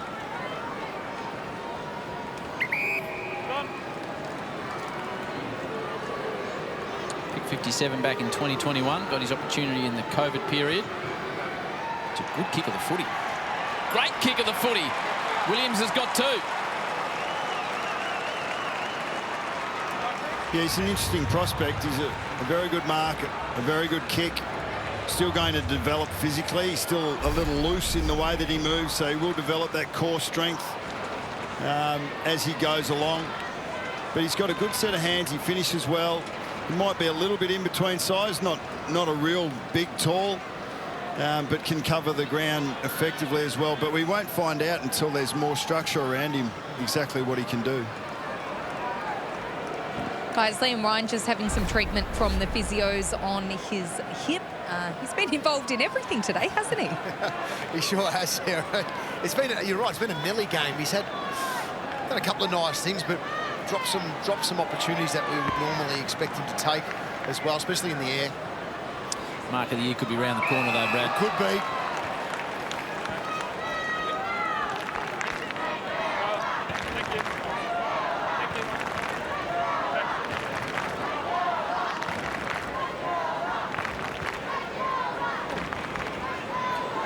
Henry bounces off Kelly.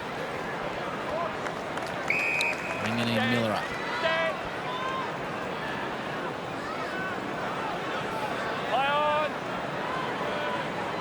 Inboard didn't work, so sticks to the outer wing. Membry again, maybe dragged down. Umpire agreed. Liam Henry not in a good way in the middle of the ground, guys. He's limping and is called for the trainer. Thank you, Sarah. Been a good battle between Barris and Membry. He's not putting any weight on that ankle. Membry, the path of Petruccelli.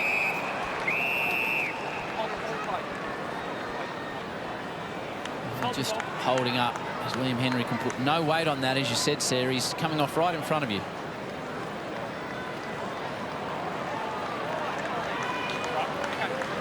Sometimes we wonder why we do stop the play, but that ball was more than likely to come out the wing where Henry was coming off, so smart call by the ump. Garcia and Rotham, the two unused subs so far.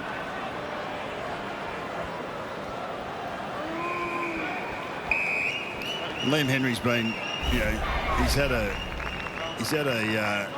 year fraught with injury. I think there was a knee to knee, I reckon, early right there, and then maybe a bit of a roll of an ankle. But Harley Reid's a little more solid than the Liam Henry, so you're going to come off second best in those contests. Bonner attacks it well. Hunt. He got a foot to it, but it was too late. Well executed by Wilson. And where's Membry? Send it down in that direction. Now Owens puts the hands in Warwick Capper style. Didn't quite have the height of flight or the tight of short, but ball comes to ground. When the Wiz used to put hands in the back of the Langfords up the SCG pocket. Sunday afternoon. Oh. And then lay on him horizontally. Yep. Just mark the ball on your shoulder. Jones, Wood sneaks in late. Talk about a Nelly game. Yeah. This afternoon from Mason Wood. What do you reckon, out of 10, what do you reckon that one was? It's probably a 6 or a 7 out of 10, isn't it? But if you're a finisher, especially on your left side, you know that. You kick yourself that you've missed those chances when you get to the end of the game. That's it. So what's he sitting at the moment? 1 goal 3, 1 goal 4 for Mason Wood.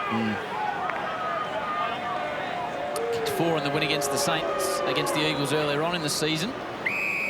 Now Tim Kelly. Possession 16. Big fly. Hutchinson got the double fly. McCulley had already got the free kick. By hand to Petruccelli.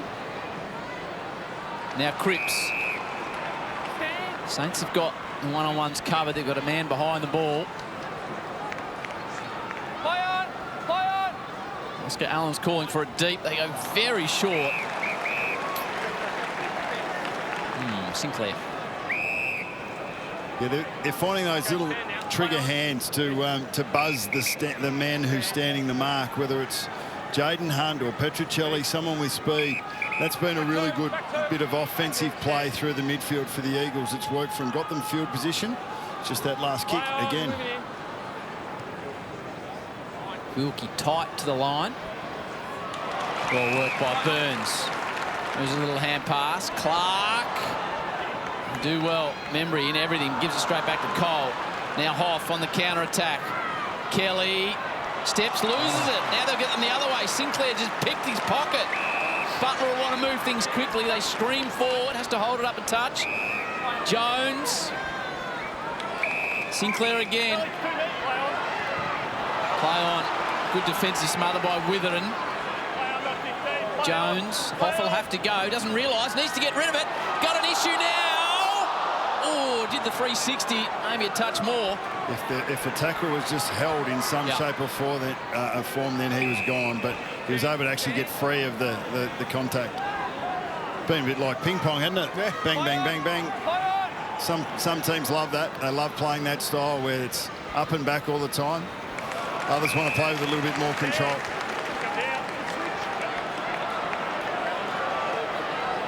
Mason Wood. We heard he's kicked 1 goal and numerous points. Oh, put that in the book, Saints fans. Wood from range nails it.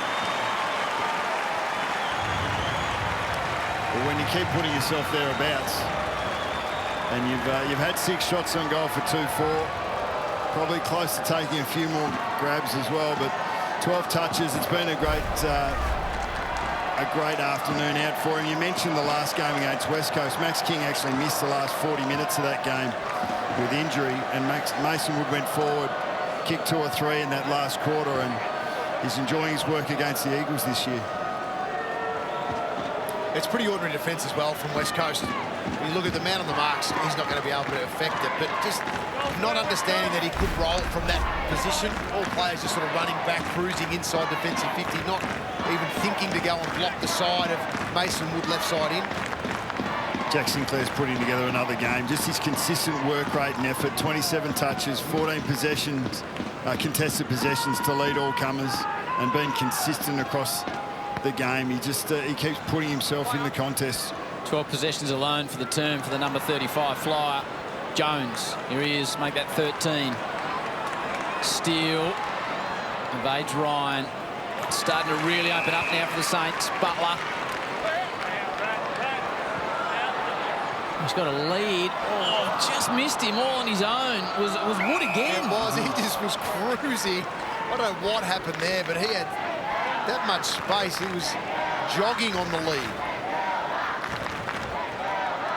Marshall, Petruccelli.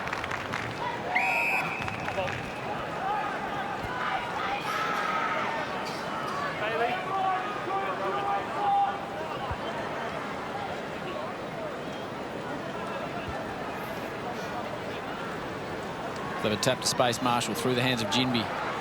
Wood.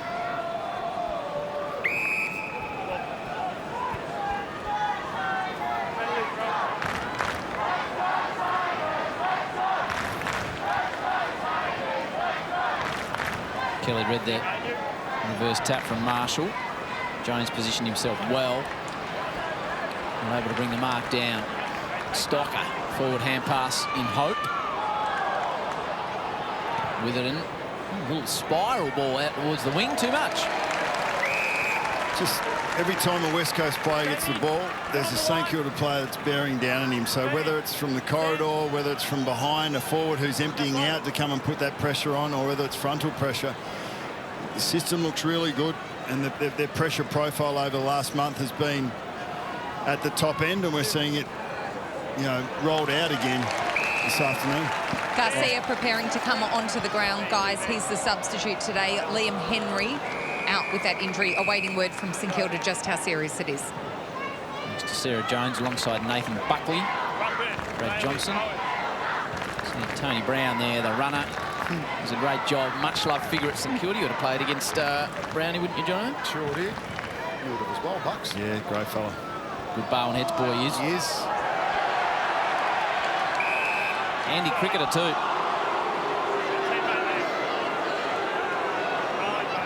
Talk about blokes that always have smiles on their faces. He really does. Looks after the young players, St Kilda. They love him.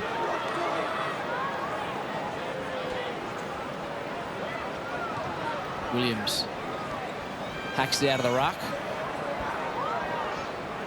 Jones gets away momentarily from Wanganeen-Milera. True. Wants it back from Hunt. Now gets it. Does well. Takes a bounce. That's a little ambitious. And Sinclair, who's playing some game, as Nathan Buckley pointed out, gets his man. Disposal number 29 coming up for Sinclair. Next best for the Saints is Steele, who's lifted his rating at 20. So he's found plenty of it with effect today, Sinclair. He cut his teeth as a half-back, didn't he? Yeah, developing well, and even before that, a little bit as a forward. So he's high possession yet as a half-back, a great rebound player, and been required to play through the midfield. Bonner nicely weighted to Steele through his hands. Ryan spins in, out and out of trouble. Low ball forward. Nicely picked up by Cully. By hand. Trying to work his way through is Williams. Cripps just can't get the bounce. Oh, he can't get the bounce. In the end, the bounce gets him. He hadn't had a great day. No, not your day. Just the six touches, 3 kicks, 3 handballs, and hasn't been able to get involved. Yeah, at the end of the West Coast offence in any way, shape or form. And when the ball doesn't bounce, the ball doesn't bounce.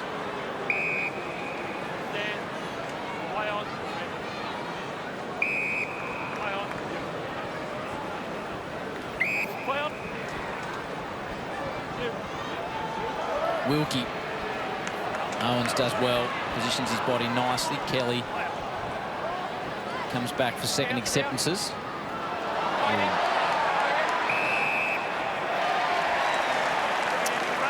Cole certainly didn't mean to do that. Sarah Jones is down on the boundary. So Liam Henry done for the day, as we know, been subbed out. It is a knee injury. The club unsure of the severity at this stage, so they'll scan him up and fingers crossed it's not too bad. Thank you to Sarah. Owens.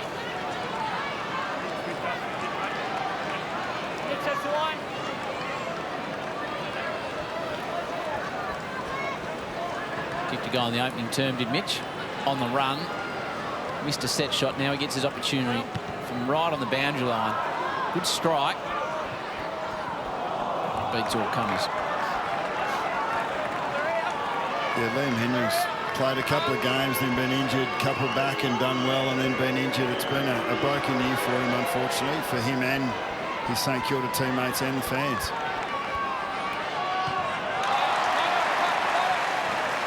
Stays in play. Steele does well to keep the ball alive. Membry back towards Reed. Takes a bounce. Looks confident with ball in hand. Looks confident that no one can stop him. Ginby takes a bounce. Left foot to Ryan. What part of the body that came off from Sinclair? He might have got a fist in it in the end. It was a great work rate to get over and cover Liam Ryan. I love the way Harley Reid drives his legs to space to teammates to try and give them an opportunity. He's going to create so many uncontested options for his teammates by his preparedness to bring the contest to him. You'd want to be switched on though and see it, Bucks, because he'll leave you behind. If you're not ready to go, he will. You're not waiting keep for going. No, that's right.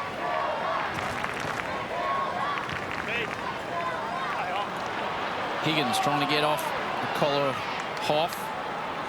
Wilson. It's Garcia, the activated sub. Ginby, Hoff, city side to Ryan.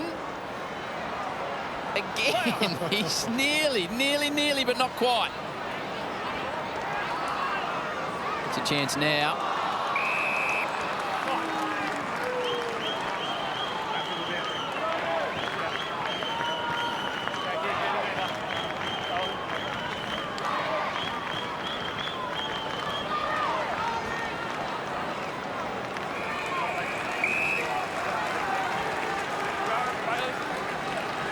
We're a West Coast going to give themselves enough opportunity here, Jono.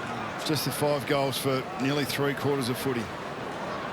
I think it's just off that back half turnover. If they can get that right and score from it, that looks like their only sort of likely opportunity. They might lose it, but if they can set themselves up maybe with an extra behind to try and go, it's one way that has worked okay for them today.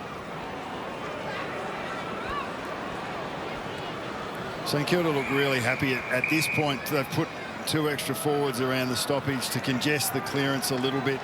Happy with how their turnover game is looking. They don't want to get hurt from clearance, and they're more than happy to play a congested game, probably to play this quarter out as well. Holding. Gold Coast. Gold Coast. They're playing at the moment. A chance to launch a big barrel on the siren. Sure Bailey's got it in from there. Siren sounds on a positive term for the Saints and their fans. They kicked 3 goals to 1, extended a 19-point lead at the major break to 34 points at 3/4 time. Coming up after this, MCG, the Hawks and the Pies. That is something you do not want to miss.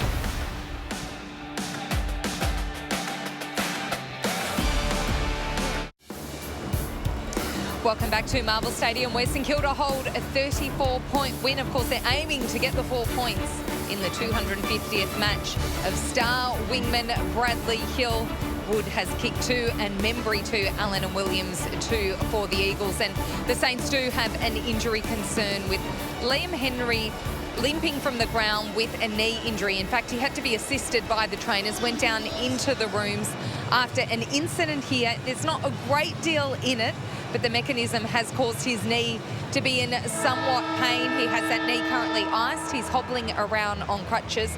Hugo Garcia, who is the sub, has been injected into the game. Obviously, the Saints will undergo scans in the coming days to assess the severity, and fingers crossed it isn't too serious at the moment. Liam Henry to play no further part in this game. And Bucks and Jono, so far it's looking like Bradley Hill will be smiling at the end of this one.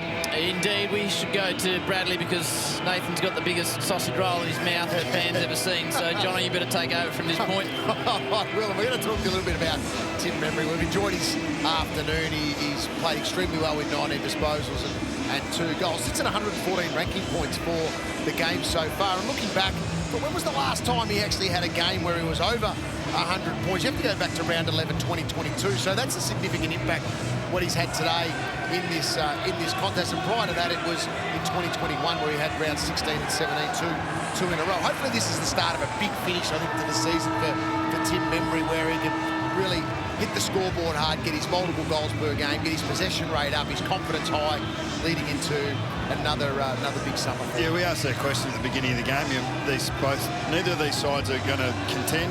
They're not going to be around in September, so what is there to gain? Well, Tim Memory can see the opportunity. You're playing a game of AFL football, have gratitude for that, and he wants to play his best footy, and he's doing exactly that. The Eagles have made their sub. Chesser is out, a tactical sub, and Josh Rotham comes into the side. Sarah Jones all over it, as usual, on the boundary alongside Brad Johnson and Nathan Buckley, the sausage roll king. There's Rotham immediately into play. Witherden sends it to the outer flank. Kelly, Wanganeen-Milera run around the ball. Now Burns looking to really stretch them here. St.Kilda. Owens does well to bring it to ground level. Dishes it off. Butler around goal. He is lethal. Perfect start for the Saints for the final turn. That's exactly the way the Saints would want to start a really good inside 50 entry. And Dan Butler's been able to get front and centre like this. And just that, a lot of space here. It's not just 1 or 2 steps. It's 5, 6, 7 steps. Not enough pressure from the West Coast Eagles, but you wouldn't be able to give that special comment with a sausage roll in your mouth, would you? Howie? Well done.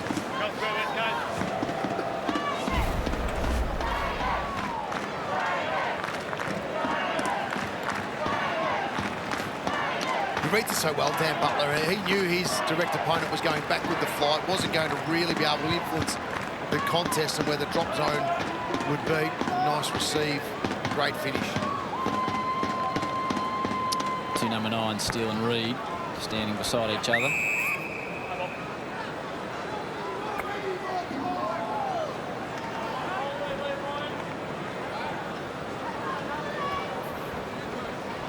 Marshall looks at Williams. Jinby's got no relief from Jones. So Garcia in for Henry, and now Rotham in for Chesser. Advantage paid and taken by Butler. Stylish looking ball forward to Owens, who does look good on the lead up forward. Witherden, Barris, Hunt.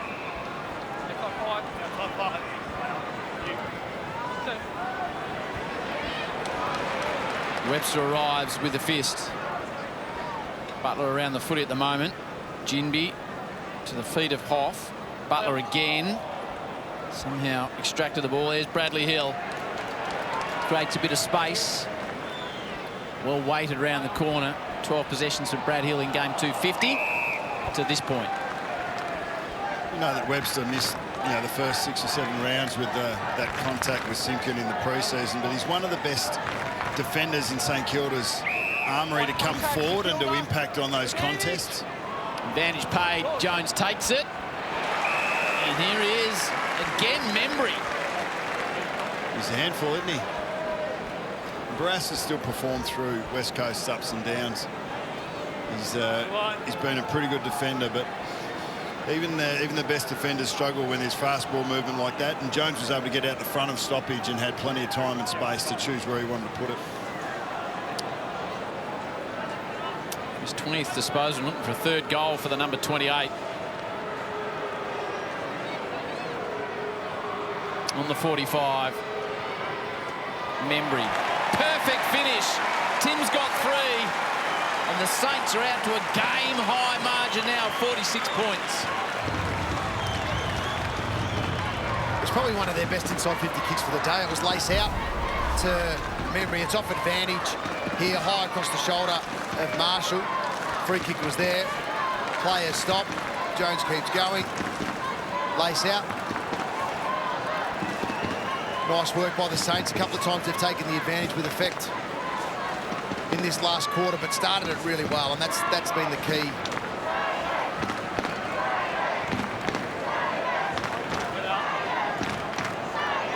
Knew straight away. Look at that. As soon as he hit it. It's a couple of interesting advantages that have been paid already this weekend. It's the grey area is creeping out on that one a little bit as well. Harley Reid obviously didn't think that there was advantage that was going to be paid then. Got to play to the whistle. Steele having a big afternoon. Here's Sharman, full-chested lead. I only saw him kick one from outside 50. He wobbled at a touch, but got the distance. Membry's confident. He's pointing towards the big sticks, is Tim. He's telling him to have a crack. So he'll have to kick from about 53, which, as I said, he did earlier on. To start the second term, did Cooper.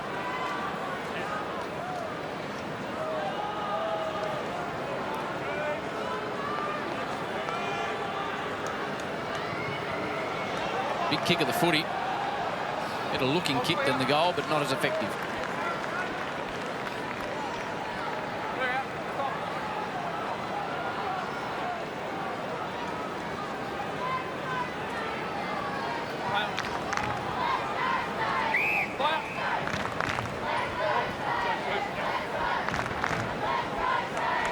Allen was caught to the side of that's 50 Battles. And he is. Ball knocked out by Jack Williams. Interesting challenge probably at the end of the game for how does Jared Schofield handle this, because when things don't go well for you, you still need to maintain some disciplines. We've seen, switch off on an advantage rule, knock a ball out of the hands there. It's little discipline things that just allow that momentum to build against you. 2 goals for the season for Josh Battle. Deliberate approach, effective approach. Another one for the Saints. Yeah, it's spot on, Bucks, with that assessment, because from a player's point of view, yeah, your season might be done, the game might be done, but it's the way you sort of fight through that and remain disciplined with some of the acts that are expected from not only your teammates, the coaching staff as well. So the way, I think they'll handle it in a strong manner. But on the other side, how well have the Saints started this last quarter? It's been quite explosive. They've used the ball well. It's the best they've actually used it all game. They led by 6 points 20 minutes into the second quarter, St. Kilda. They've kicked 8 of the last 9 goals, so they've been dominant in that time. And the Eagles have competed for the most part, but just allowing the game to go away from them, the flow of the game. They still need to stay in the contest as best they can. Well, what do you do with the Eagles? John, you're about to jump on a 5-hour flight home. You've got blokes like Harry Edwards, who's just lost his 27th straight game. It's a tough sell. Oh, it is. Absolutely it is. There's no question. But that just comes the part around just trying to be together. It's not going to change this year. There could be moments that change this year for you as an individual and as a team. But it's just doing the right things to allow yourself to grow over another summer, get more strength into some of these players, and away they go. You can't lose focus on that. Brought to ground, tapped in front of it by Owens. Higgins, dangerous around the sticks. Doesn't get the best purchase. Standing underneath of those. Membry strolls in. Timmy Membry's having an afternoon to remember. He's got 4, and the Saints are now ripping apart the Eagles. Tommy, Tim Membry's just smashed that into the third level of the Marvel Stadium crowd, and it was taken with 2 hands brilliantly by whoever that was up in the crowd. But now, if whoever's taken this is about 18 years of age and playing footy at the moment, you take a look at him, Bucks. Well, it was either that or it was going to take their head off. But Membry's Yeah, he just keeps going, and this is where you want to fill your boots. When you've got the opposition foot on throat, finish it off.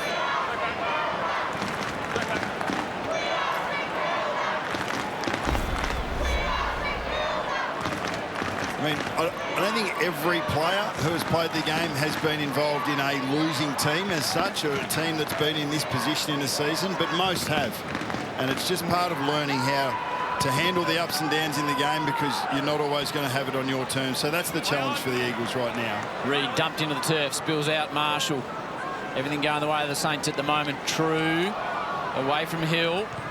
Hunt with a real up and under spiral ball. Gets to the back. Sinclair so clean. Battle wants someone to come towards him. Gee, that's a good hit. That is a good exit ball to hit Rowan Marshall from Battle. Puts it at the feet of a teammate. Wilson. Playing with confidence now. It'll open up. It's in the hands of Wanganeen-Milera. He sends it deep. Membry's at the back. Membry's at the back. Barris gets a hand on it. Membry picks it up for a handful for Timmy Membry. Saints fans are going to love what they're seeing here.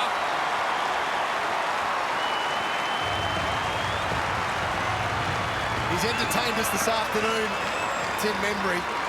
3 in this last quarter. And look, it's been a great battle. It's been a great battle with Barras. Good early body again. He's done that a couple of times in the contest. Barras was good enough to get a spoil in, but Membry was always in control of that contest.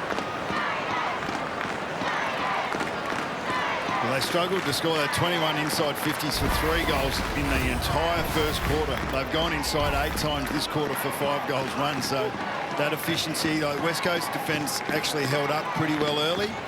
And now the down wall seems to have busted. In 5 minutes of footy. And yes, and credit to the Saints have been able to maintain this pressure for the most part of the game. Game number 174, and at this point the 3rd highest rated game of his career, Tim Membry, and the way he's going, he's not done. Bradley Hill, Saints fans would love to see him get a snag at some stage, but the Eagles doing everything they can, but just outclassed at the moment. True. Centre wing. Well played by Steele. Well, I've just thrown Oscar Allen back just to try and get him into the contest a little bit, as well as just shore up the defensive end of the ground and don't allow this to become maybe a 100-point game, 100-point loss. Well, they've now got 7 defenders behind the ball with 4 St.Kilda forwards.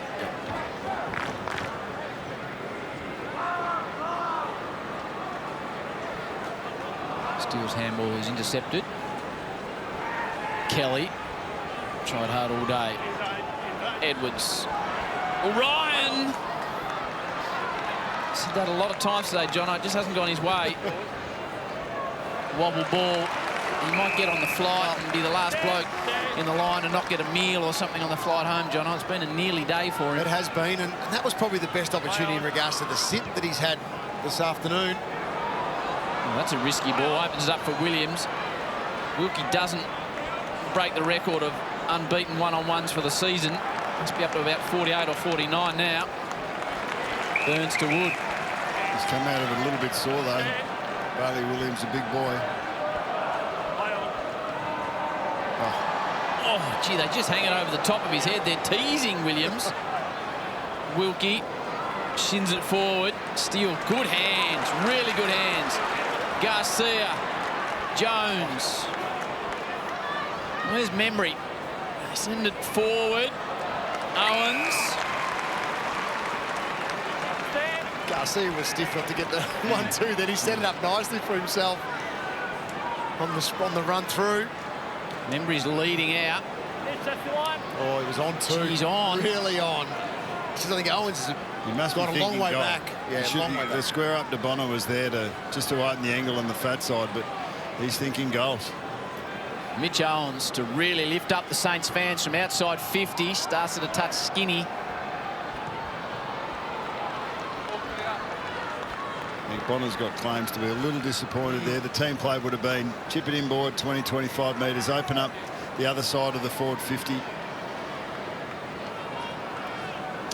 The Saints have got Essendon in the twilight next Saturday, and Well, West Coast go home to take on Freo, which is always a good game of footy.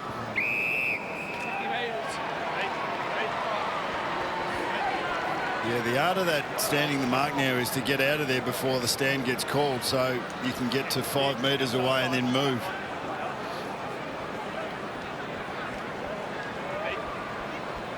Kelly loops it to Hunt. Goes back towards Tim Kelly. Needs the bounce. Immediately pressured. They maintain possession. Edwards towards Ryan. Williams crunches into his teammate.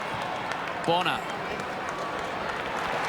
Nice work to deliver it to Wood.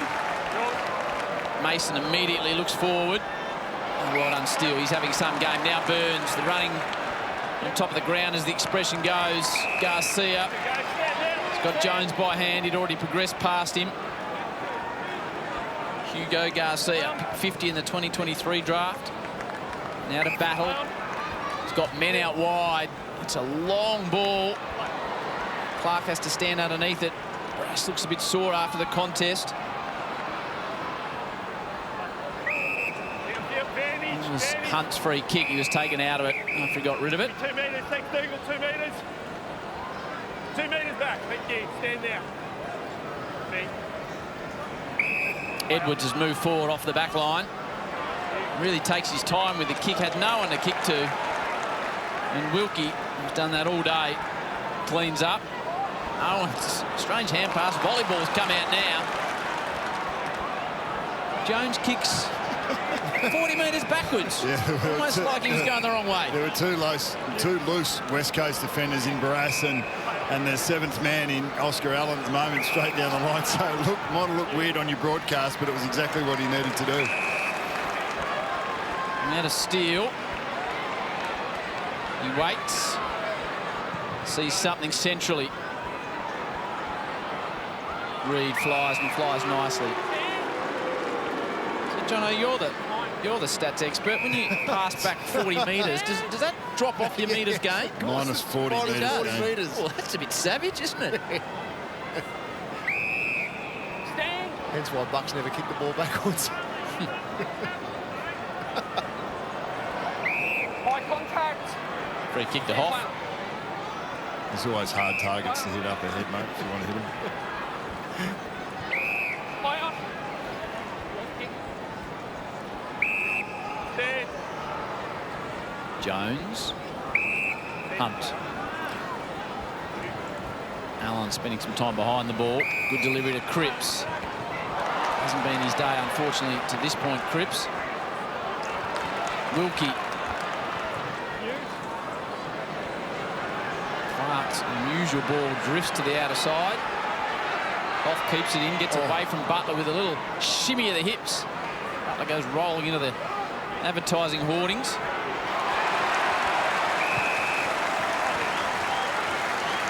Tough season for the fans of the Sainers, but they look like they're cruising through to a 7th win of the season.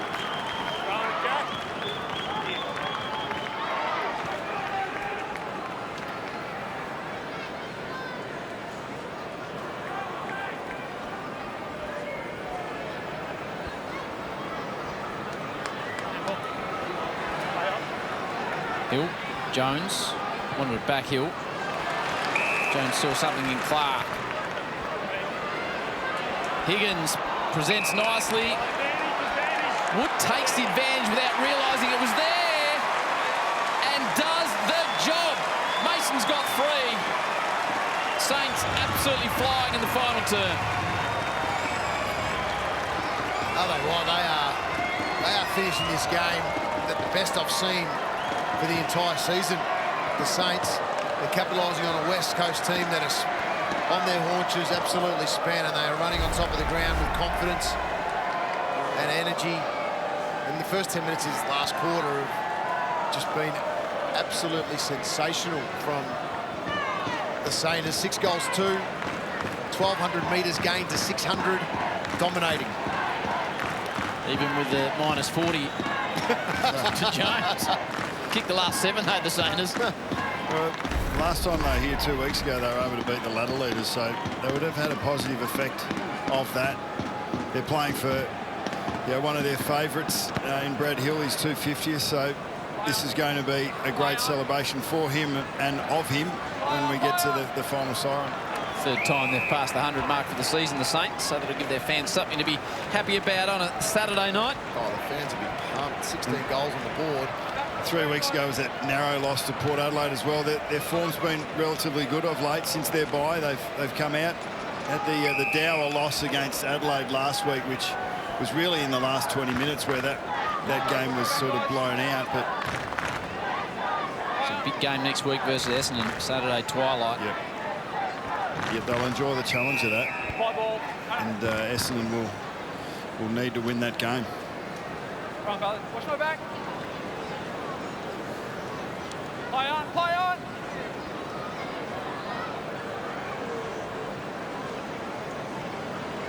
Hunt does well. Pulls out of the pack to Edwards. He's had a crack today for West Coast. 30 disposals now. Cole takes his time, brought down as he kicked it. Volleyball punch down at Garcia, and Jones not quite enough on it. There is Hunt. Edwards. Back to Hunt, possession 32. Leads all comers on the ground.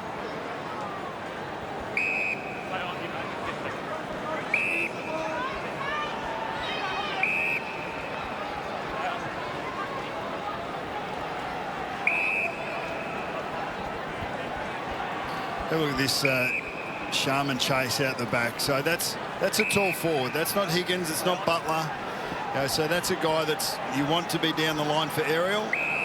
And it's absolute effort. And that's got to be the minimum expectation from anyone that pulls a Guernsey on. Their forwards have been excellent for the entire game. 22 inside 50 tackles for the game. 6 highest for the season by any team. So they've been great. West Coast have had 0 tackles inside their forward 50 today. Well, if Sharman had stood there and not pressured there, the only time it comes up is in behind the goals vision when a coach comes to you during the week. No one in the stands really notices that it doesn't happen. But you do notice when it does, and St Kilda have been able to do that more often in the last 2 or 3 or 4 weeks, and their pressure numbers reflect that, and their results reflect that. Players racing ahead of the footy. Burns, Higgins presents nicely. Scooped out the back towards Owens. Clark. Headband on. Sharman changed hands to release to Garcia. Didn't really take possession. Burns, Kelly, Allen, just to Hutchinson. Outside 5. Play on.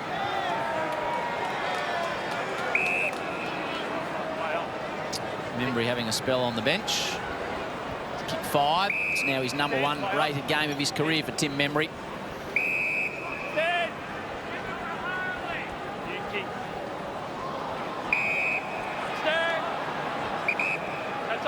Oh, that's lucky. Umpire called stand.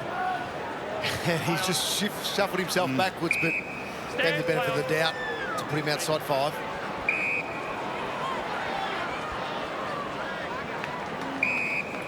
Central from Barris.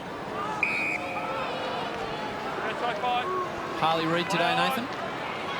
Yeah, look, I think he's had a dip. It's been hard to... You're not going to be perfect. You're going to kick it away every now and then, but he's had a dip. In and around the contest, he's had nearly 20 touches. But I think you're part of a team unit that has probably been well beaten, in particular in transition play. So it's hard to have great effect either offensively or defensively when you're getting beaten that well. Steele coming out for possession 29. Sinclair's got 30. Hunt's got 32. Membry's kicked 5 with the headline act.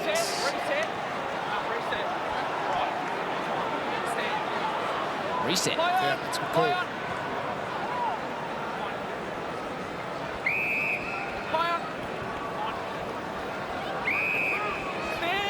Bonner.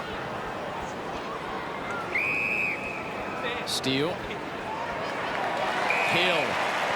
Has he got the legs in game 250? Come on, Bradley. I hope so. Barrel time, Jono. Barrel or take the man on the mark on. Or Dan Butler was standing on the right-hand side of the man on the mark, encouraging Bradley Hill to play on. Jones has positioned himself nicely here. If the umpire calls play on, he'll be able to run up and block the man on the mark. No, he's moving away now. Oh. goes short. Far too disciplined when he could have launched the barrel. Maybe we just gave him too much airtime. Marek. Give the commentators what they want. That's right, and the crowd. That's it. Not enough barrels, Bucks. You coaches coach it out of the game. Wanganeen-Milera. Webster. Might still be an opportunity for Hill at some point. He's floating around 40 from home. His teammates will be aware of this. Sinclair.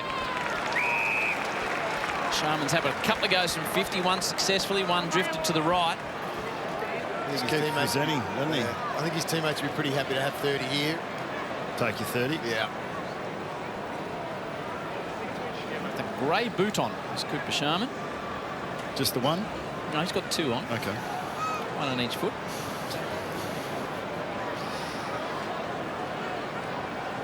So he's made the distance twice from this range. Oh, Cooper!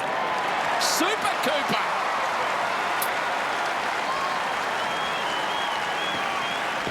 He's got some attributes, hasn't he? We've highlighted the work rate, the defensive effort.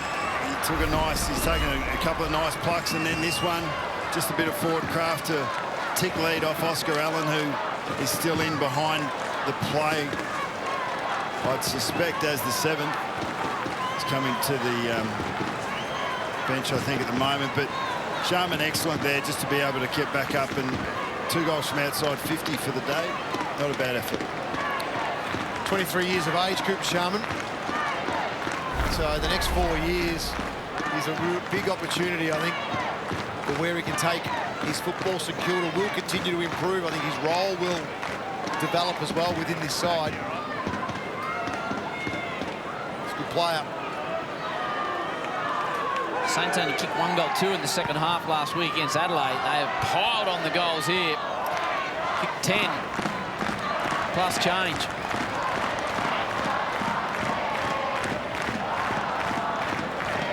Eagles hoping for some late joy. Saints fans would like to see Bradley Hill on the scoreboard. There he is in the middle of the ground. Hunt, one of, if not the Eagles' best. Sends it deep forward. Sinclair fists it perfectly to Wanganeen-Milera. Now they've got some run through Wilson. Wanganeen-Milera traps the ball back to Wilson. He's got Bonner and uses him. There's Bradley Hill. Back to Steele. Caught in a little pocket. Jams it forward only as far as the Eagles. You mentioned Jaden Hunt. He's had 33 touches and he's been a consistent presence with his run and carry. But on the St Kilda end, they've had 66 inside 50s. That's their most access to their front half or forward 50 that they've had all year. So they'd be really happy with that. Just a 37th entry for the Saints. So the Eagles, and it's a good one. Williams, he's bobbed up with a couple of goals.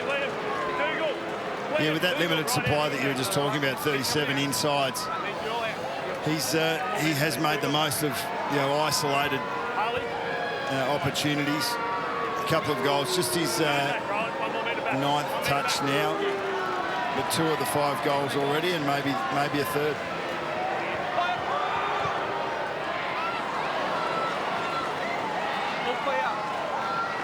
Not much reaction, but he breaks a run of 8 St Kilda goals.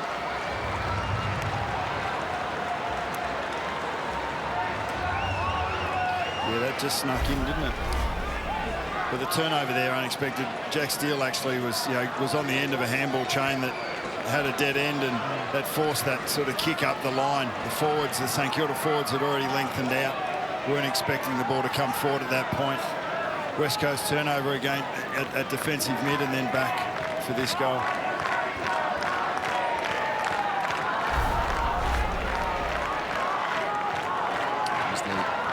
Issue that subbed Liam Henry out of the game.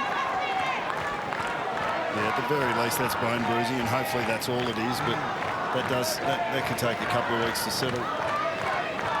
Harley Reid at full pace, driving with his right knee into yours when you're stationary was probably what we saw.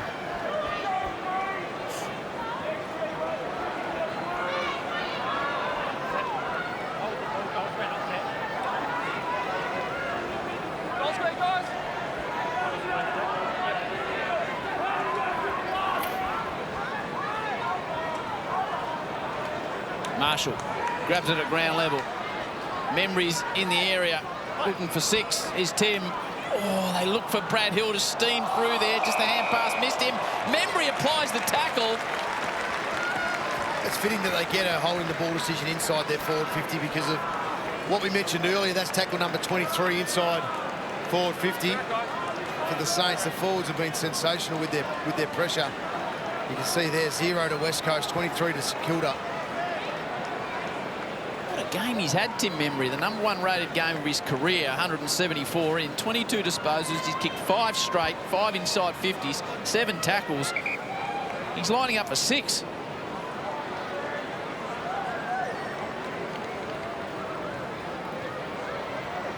From 48 out, his first blemish on the scoreboard. Didn't make it. Nope. So no blemish.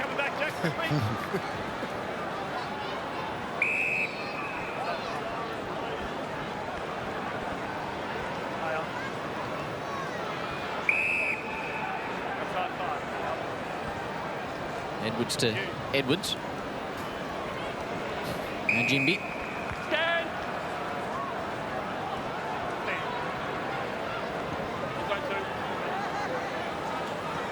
Wilkie provides the body contest. Cripps the mark.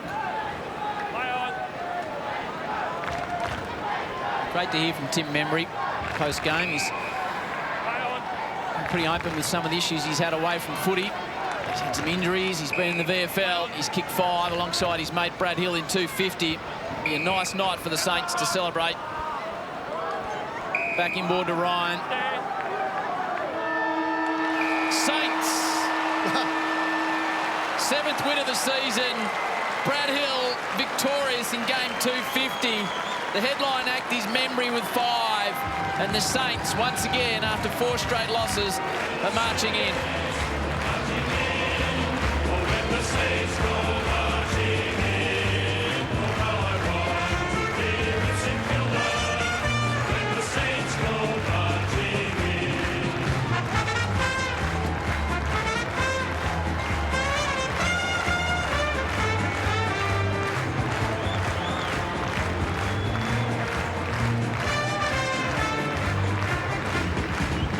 Saints by 9 at quarter time, 19 at the half, 34 at three-quarter time. They blew them away. Kicked 7 to start the opening term. Win every quarter, 72-point winners.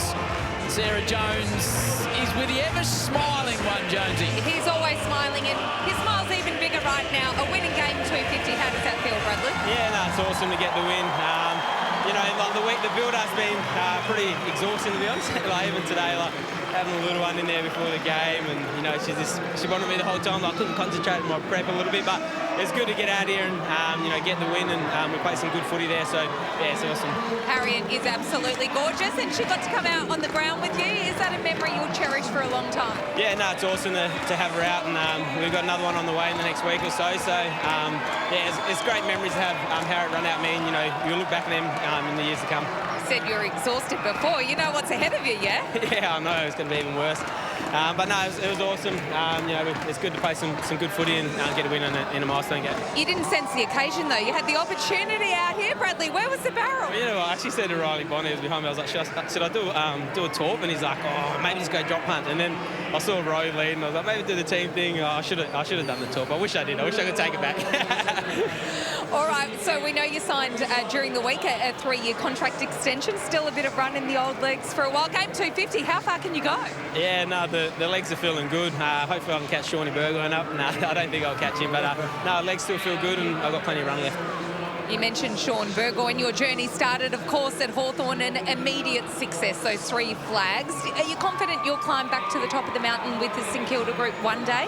Yeah, obviously I was pretty lucky to be part of such a great team, and you know, I think we've got a lot of young players coming through that are going to be here for a long time with, you know, Wanganeen-Milera, Mitchie Owens, you know, Marcus Windhager, Wilson, all these younger boys coming through. I think we're heading in the right direction. Tell us about your relationship with Ross Lyon. Obviously spent some time with him at Fremantle. We had some gorgeous pictures of him and Harriet holding hands in the room. So what does he mean to you? Nah, he's someone I can lean on, and you know, can have open, honest conversations with, and you know, I respect him so much, and you know, I look up to him a lot, and he's really helped me out a lot, and you know, he's always been there for me, even even when I left Freo and that gap when he wasn't coaching, I still had him there, and always been super close. And yeah, I love everything he does for me. Just your thoughts on Tim Membry's game today? He was huge. Yeah, it's good to see Timmy play some good footy. You know, like footy can be hard sometimes. You know, we've playing some good footy and ups and downs that goes with it. And it was nice to see Timmy get on the end of some. You know, he's a much loved guy around the footy club. So yeah, it was good to see. Congratulations, great to see you smiling in game 250, and bank some sleep over the next couple of days before bub number 2 arrives. Thank you. Cheers. Thanks. Well done to Brad Hill. It was Riley Bonner's fault. He was the detorper. Yes, Riley, read the play. Come on. Sarah is in the middle with the man that kicked a bag. He certainly did. 5 goals today from Tim Membry. How much fun was that out there? Yeah, it was. It was a lot of fun. No, the boys, after a pretty tough loss over in Adelaide last week, really got to work during the week and drill down on what, makes us a good footy team, and that's our pressure, and we certainly brought that today. Bradley Hill brings such energy to the group. Was it even more energetic in game 250 and wanting to win for such a great teammate? Oh, definitely. You know, we absolutely love Hilly. He's a superstar, and he brings a lot of energy around the club, and it's great to see him now getting cheered off, and it's awesome scenes. What a superstar he has been for St Kilda. Just on your own form today, I don't know whether you know, that's the highest rated game of your career. You've obviously been through so much. Does it make you appreciate and enjoy games like this when you are on fire, when you've had, some tough times to get through?